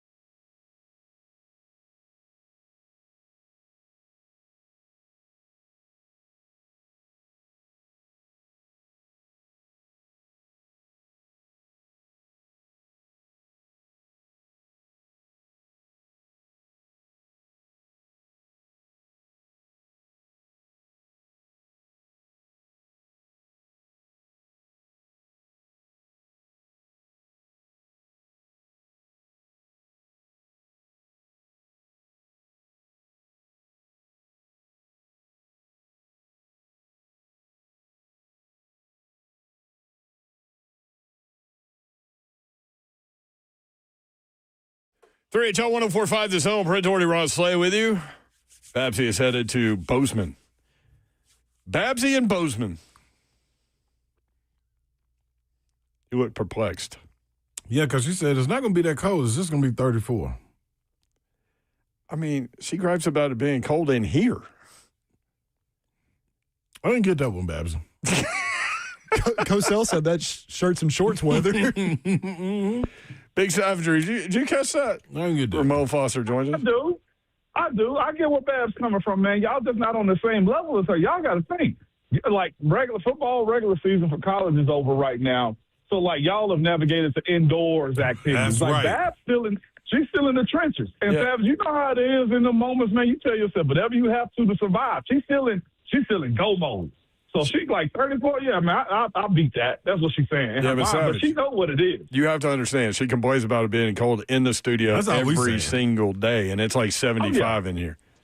I've seen her look like she was in a igloo. Yeah, I don't understand it. I will say this, too. There have been – the entrance is right there. Yeah, I will say I have seen her I have been in the studio, though, where I have gotten a cold blast by that window. She ain't tripping, but she is tripping. Cold blast by the window. Yeah, she sits where you sit. Guess what? Guess what, Savage? That wasn't even supposed to be her seat. That's the cold part. What? Right? That wasn't supposed to be her seat. Dude. So you bring this up every once in a while. You bring this up. Because when they were first building the studio, we was still in the other studio. Yeah, but they was like, y'all want to go check it out? Like, yeah, because we're going to move in there. I'm like, heck yeah. Let's go pick out our seats. So I chose that one over there by the monitors. And I was like, yeah. So he would be facing the door, too. Yep. And Babsy got all this room where she can lay all her stuff out. And it ain't nothing blocking her. She was like, yeah, those seats are, that's right. We can go with that. And as soon as we move in, what seat she go to? The one by the window. I'm like, come on, Babsy. But that's also the case, too. That, like, she the only girl in her family, though, too. Like, that's the other thing. Like, what's her dad name? Big Who? Big Who? Dad? Yeah. Big Tom. Big Tom, yeah. Big Who would be funny, though. Big Who is cold. Big Who is cold. You know what I'm saying? Big Who, Big Tom. You know who the hell he is. So the funny part about that is she happened to be the first person that walked in the studio that day, which has never happened any other day in the history of her walking into a studio. She knows she ain't supposed to. Oh, wow. That's crazy, man. Big Tom, well, my point is Big Tom been spoiled Babsy. That's what it is. Like, you get a name like Babette, and you in the South. I think she from Georgia. Yeah, Big Tom is the problem why she did this, man. She's always look at Baby Babs, how she operates. Baby Babs owns every room, Seven. So do. You just named that place to make you feel better. And she said, okay, knowing that she was going to take it anyway. That's all that was. You're right. I'm going to be real with you. I didn't want that seat over there. I didn't want the monitors. I didn't want the responsibility of picking up the phone and saying hello to somebody. I wanted to be in the middle, Savage. I'm going to be real with you. Yeah, this is a cool little spot, though.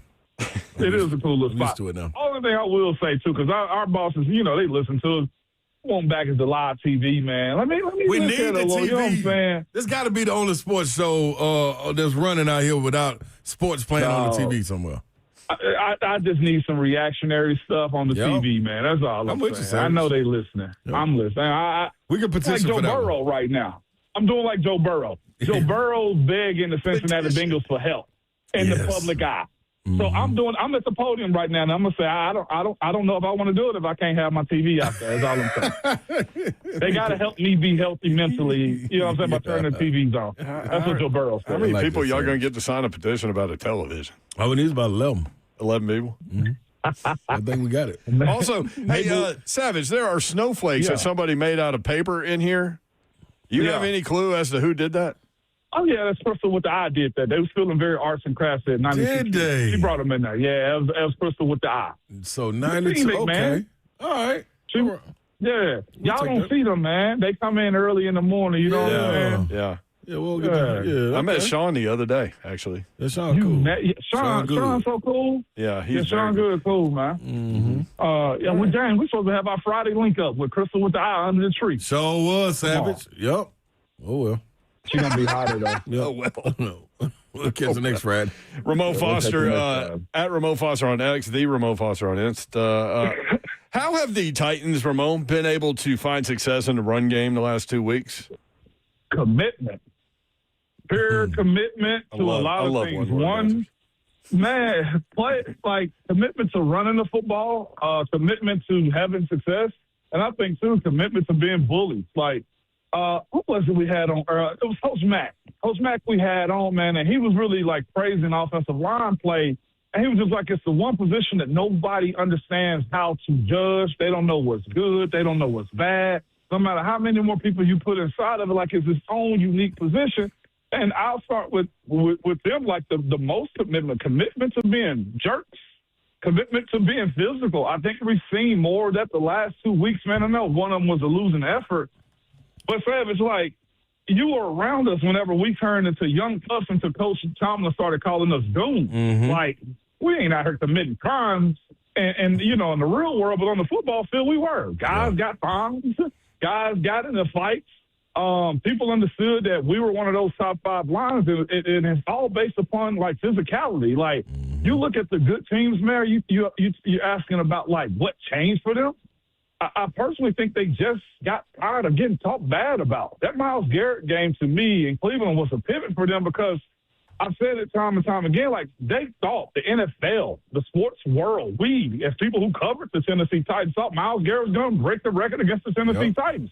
I think that was a switch for him, man, and I'm not mad at them responding to it. I'm mad that it took so long from a guy that played that position. Now, I will also add to the fact, a lot of times you got to learn what's the line, you know what I'm saying, as far as, just enough or too far when playing the position that we played, man, and it resulted, in my personal opinion, to teams that get good at it is you don't care what nobody says about you. All you're trying to do is protect your quarterback, move people off the line of scrimmage, man, and just you got no stats, so the best thing you can do is embarrass people on the other side of the ball, And, if you look at that tape of those guys, I'll even say J.C. Latham, I feel has been moving better. You see more intent in his kick step. You see more finish and just aggressiveness from those guys. I go back to a good era for Titans. Look at Taylor Lewan, Derrick Henry group. Roger Saffold, those dudes were moving people and they were, fumbling over the pile, and you saw Ben Jones out there Iron Manning it up and Vrabel hugging them and, telling him he loved him because of the sacrifice to the commitment to be more physical and tougher than everybody else. Just because you big sometimes don't mean that you're a badass.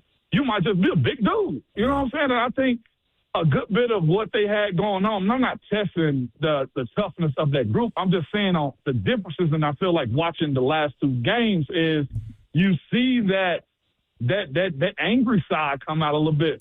Man, I tell people all the time, I feel like I'm a laid back, chill dude, but I'm a prick on game day and practice. And that's how you got to be. And us big guys, because people have that intimidation or, just reputation is just he's the, you got to be nice because you're so much bigger than everybody. Yeah, there's a portion of that, but there's also a screw you. Man, I'm paid to do this job and you're going to feel me. So I think that, Mayor, the commitment to running in and the commitment to being jerked from game day is where you've seen that come from. Makes sense right there. All right, Savage. So where do you go in this matchup with Kansas City, kind of not knowing who they'll be, what they'll be without the Magic Man Mahomes back there? They walking into this with Gardner Minshew, who also likes to, create a little magic in a 2 or 3 game stretch, but then he kind of comes back to earth. Magic Minshew. Yeah, there you go. Magic Minshew. Magic Fitzpatrick. It's magic. Where do I go? I think this is a game where you rely heavy on the defense leading the charge. Yeah. I know I bragged on the O-line a lot, but if the defense come out and make a backup look like a backup, doggone it, the offense should have a day. Yeah. If Gardner Minshew is pushed back and he can't be a wizard outside the pocket, or you guys there, Pacheco, that can't run on the Titans, the offense got to eat. That's what it means to having a complete team where everybody's, all 3 phases working together. I look at guys like Jeff and Savandre up the middle where, if Cody Barton is on his P's and Q's, and the guys that you brought in the back end of the secondary, man, if Gardner Minshew is tossing that PCN up in the air, those 3 guys that they brought in are going to have to, be in those roles for Kevin Winston Jr. and others. Mm-hmm. Make your tape on them. I think it has to start with defense on a weekend like this, especially. I know Andy Reid is an expert play caller and Gardner Minshew is a veteran in this league.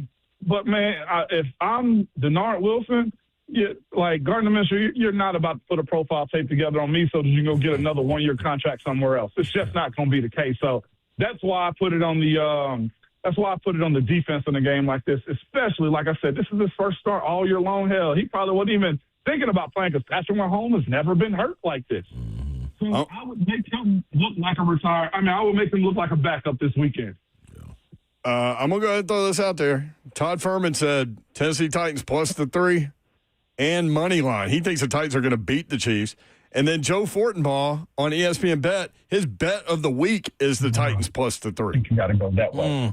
I actually took the Titans. I do picks with 92Q. I actually said, give me the plus 3 on the Titans. I got a feeling they can win this one, man. I think it's perception of winning come down to what the Titans are, but I ain't gonna say I don't trust Gardner Minshew, but at home with the boogeyman out, the boogeyman being Patrick Mahomes, Chris Jones somewhat banged up also. I look at this one and I would go plus 3 Titans on this one. I know that's probably crazy to a lot of people, but I'm taking the plus 3 also, man. Yeah, Greg Cosell told us today Gardner Minshew is going to throw you the ball. He said, I would imagine that Denard Wilson is giving a pretty heated little talk to his defenders saying, hey, unless it's predetermined, he really struggles to throw the football where he needs to throw it. So he's like Ryan Fitzpatrick.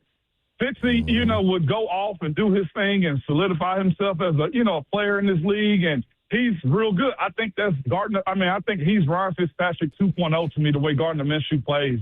I 100% agree with that, Mayor. Like, soon as he get going, boy, here come a layup for you. So, I can't bet on those games, but if I could, I would definitely take the plus 3 on this one. The Titans have just been too steady. Even in a loss to the 49ers, I think it's been more steady, and I think there's a lot of questions around what Kansas City is. Heck, at this point, they may be trying to lobby themselves for a higher draft pick that they normally don't get. I was just about to ask you, like, is this the end? I think I put it in our group chat probably about 3 weeks ago. Like, is this the end of this Chiefs kingdom? Like, or you got to sit and watch a rebuild, and how long do you expect the rebuild to take with this group? Yeah. Man, I look at Tom Brady. I look at the rebuild that Ben also had with us. Who else is kind of – Breeze never really got back to the rebuild phase. Right. Rivers didn't either. Peyton had to go to a different city.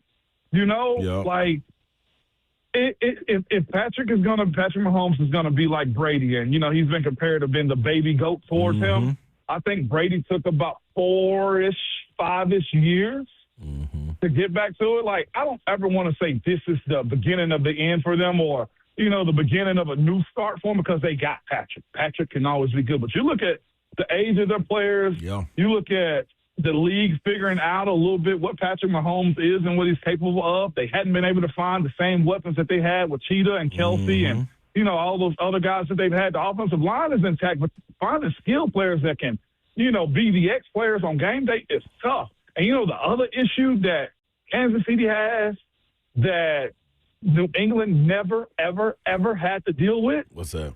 Is everybody in the AFC West got good, except for the Raiders so far.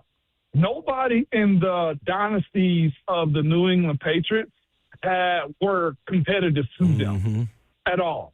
That was one thing we used to always say is like, this was us seeking comfort in Pittsburgh before anybody heard it. Yes, we were seeking comfort, okay, but we never said it out loud. But it was one of them moments where it was like, hell, if we played in the AFC East against Buffalo, Miami, and the Jets, we win it every single year, too. Patrick doesn't have that luxury in the AFC West. Bo Nix is there to stay, and that team is doggone good with a lot of good talent. You also look at the Chargers. They're good. They're physical. They got running game to keep the ball away from Patrick. They're there to stay also. At some point, the Raiders with Ashton Dempsey, with a competent head coach or quarterback, will potentially get good. So they got good bones there as a team. The AFC East never had to do that. So I don't know how long it's going to take for them to build that back up, but it's far more challenging in my personal opinion because here's the thing that the Patriots were allowed to do, and I'm not minimizing them, because they kicked our butts year in and year out too. What I'm saying is this. You can grow and rebuild because you're winning quicker. Yeah. I think when you're playing the back and forth pickleball that I think Kansas City is going to have to play, just playing ping pong of who's going to win, be good in the AFC West, it's harder to find the winning results of what you are like. What is Hogan, the wide receiver that Tom Brady has, like if he's playing in the AFC North? Yeah. You know, like what, not minimizing what's welcome, but they did what they did by being able to perfect their games before they got to the playoffs. And Tom Brady's cold. And they also had great defense, and they also had magnificent, phenomenal special teams play in New England. Right now, Kansas City's calling card to me is a lot of Patrick Mahomes and sprinkles of defense. Yep. Great. Big Savage or Ramon Foster, 6 to 10 weekday mornings on 104.5 The Zone. Ramon and Will. Hey, congrats on the new deal, Savage. Yeah, Savage. Man, Thanks for sticking around, man. Yeah, listen, man. It's been a cool transition for me, man. I appreciate all y'all. I shouted out everybody, I think, man, at the station. Ross, shout out to you, too. I may have left you out, Ross. My bad. Don't mind my heart. Just weigh my head, okay? John Stone he doesn't trip.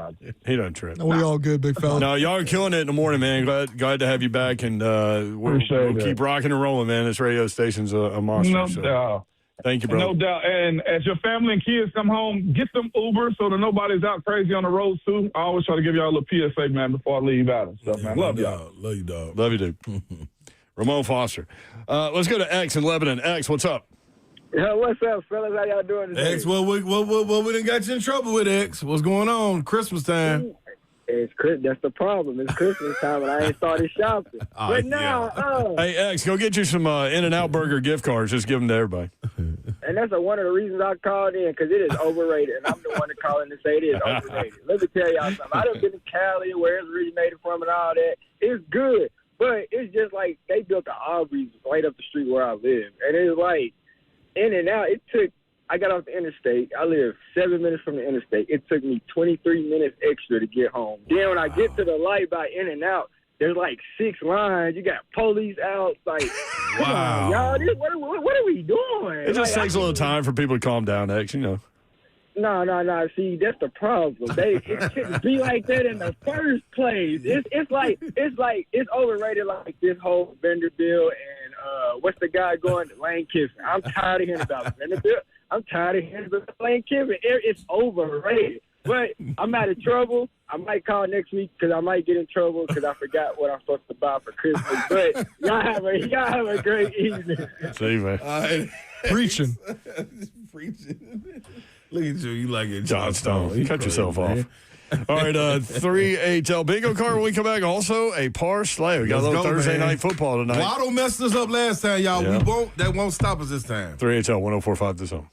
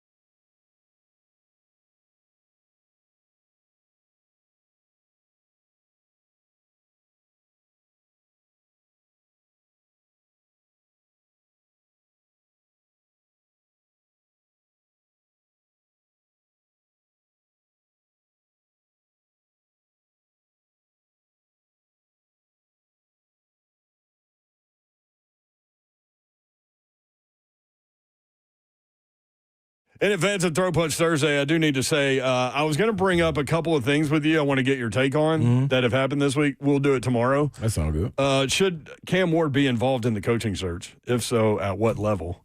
And ESPN put out a list of the top 50 players in the college football playoff this season. And there's some interesting positioning. I like to hear it.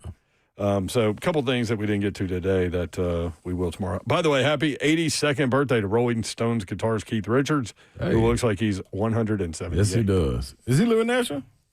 I mean, everybody does. I don't think so. Oh, okay.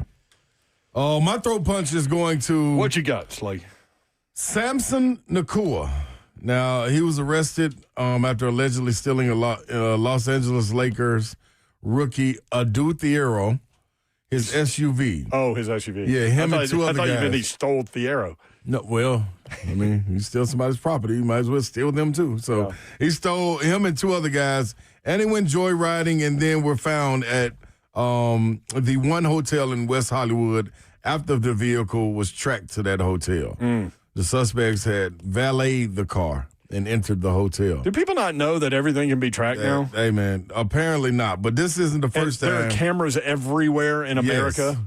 This ain't the first time he should be throat punched, though. Okay. If you remember, I think was a year ago that Samson Nakua was playing, I think, in the Canadian League, and they got into it with the fans, and he reached over and slapped one of the fans and then ran back on the field laughing and pointing. So he's a problem. So the throat punch goes to Samson Nakua, who's probably going to crash out and do something dumb again here soon.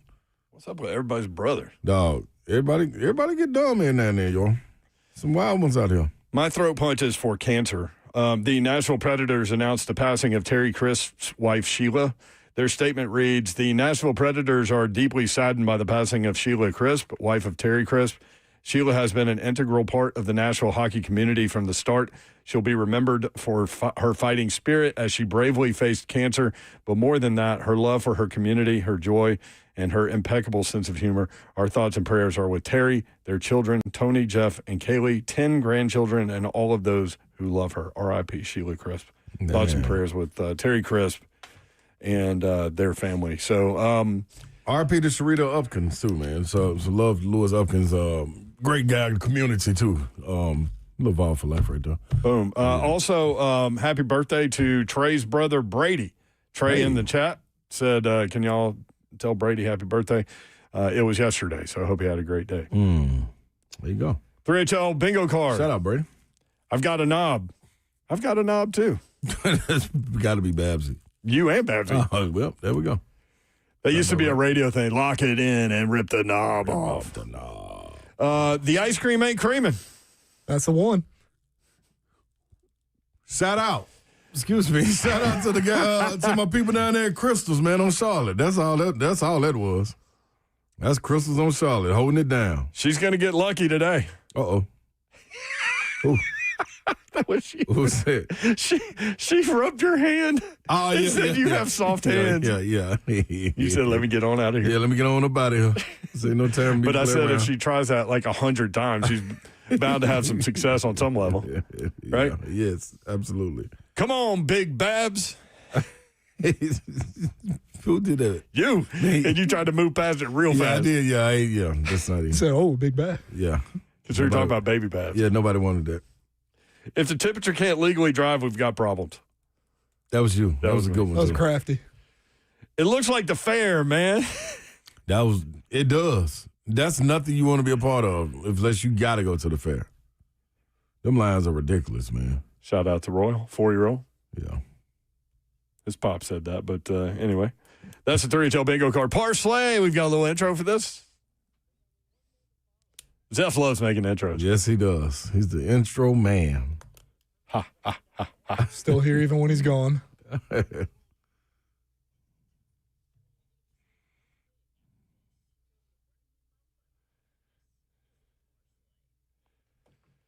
Parsley. Yeah, Waddle. He did us that way, man. Yeah. You had 2 hockey picks right, 2 football picks right. All you needed was Waddle over 50 yards. He had like 22. Waddle, you wanted to mess it up. Everything was going right. And what do you do? Don't give us your all. Well, we're moving past that. It's okay. We got one for tonight, people. Here we go. Yeah. Kyron Williams, 50-plus yards rushing. Okay. Jackson Smith and Jigba. Oh, my goodness. 5+ receptions. 700 yards. Right. I got him down for 70+ yards, though. That ought to be good. Puka Nacua, 7+ receptions. 70+ yards receiving. Got that? Rashid Shaheed, the speedster, 25+ yards receiving. Well, he got knocked the hell out last week. Yeah. He's still fast. Gosh, he's fast. He ran right into a brick wall. Yes, he did. Or a speeding train, or he looked like a crash test dummy. The last one, 3 tight end set, y'all. Take heed to it. All right. Kobe Parkinson, 25+ yards receiving. No Puka in there, Slay? Yeah, I said Puka. Oh, you did? Well, yardage? Puka, 7+ receptions. And Puka Nacua, 70+ yards receiving. Guess what we need to do? What we need to do? Is that the parlay? That'll do. That'll be the parlay. All right, congratulations on your winnings. That's right. It is Titans Ticket Thursday. Each Thursday before home games, we will be giving you a chance to win a pair of tickets to the next Titans home game. Be caller number 5 through to Ross to win 2 club-level seats.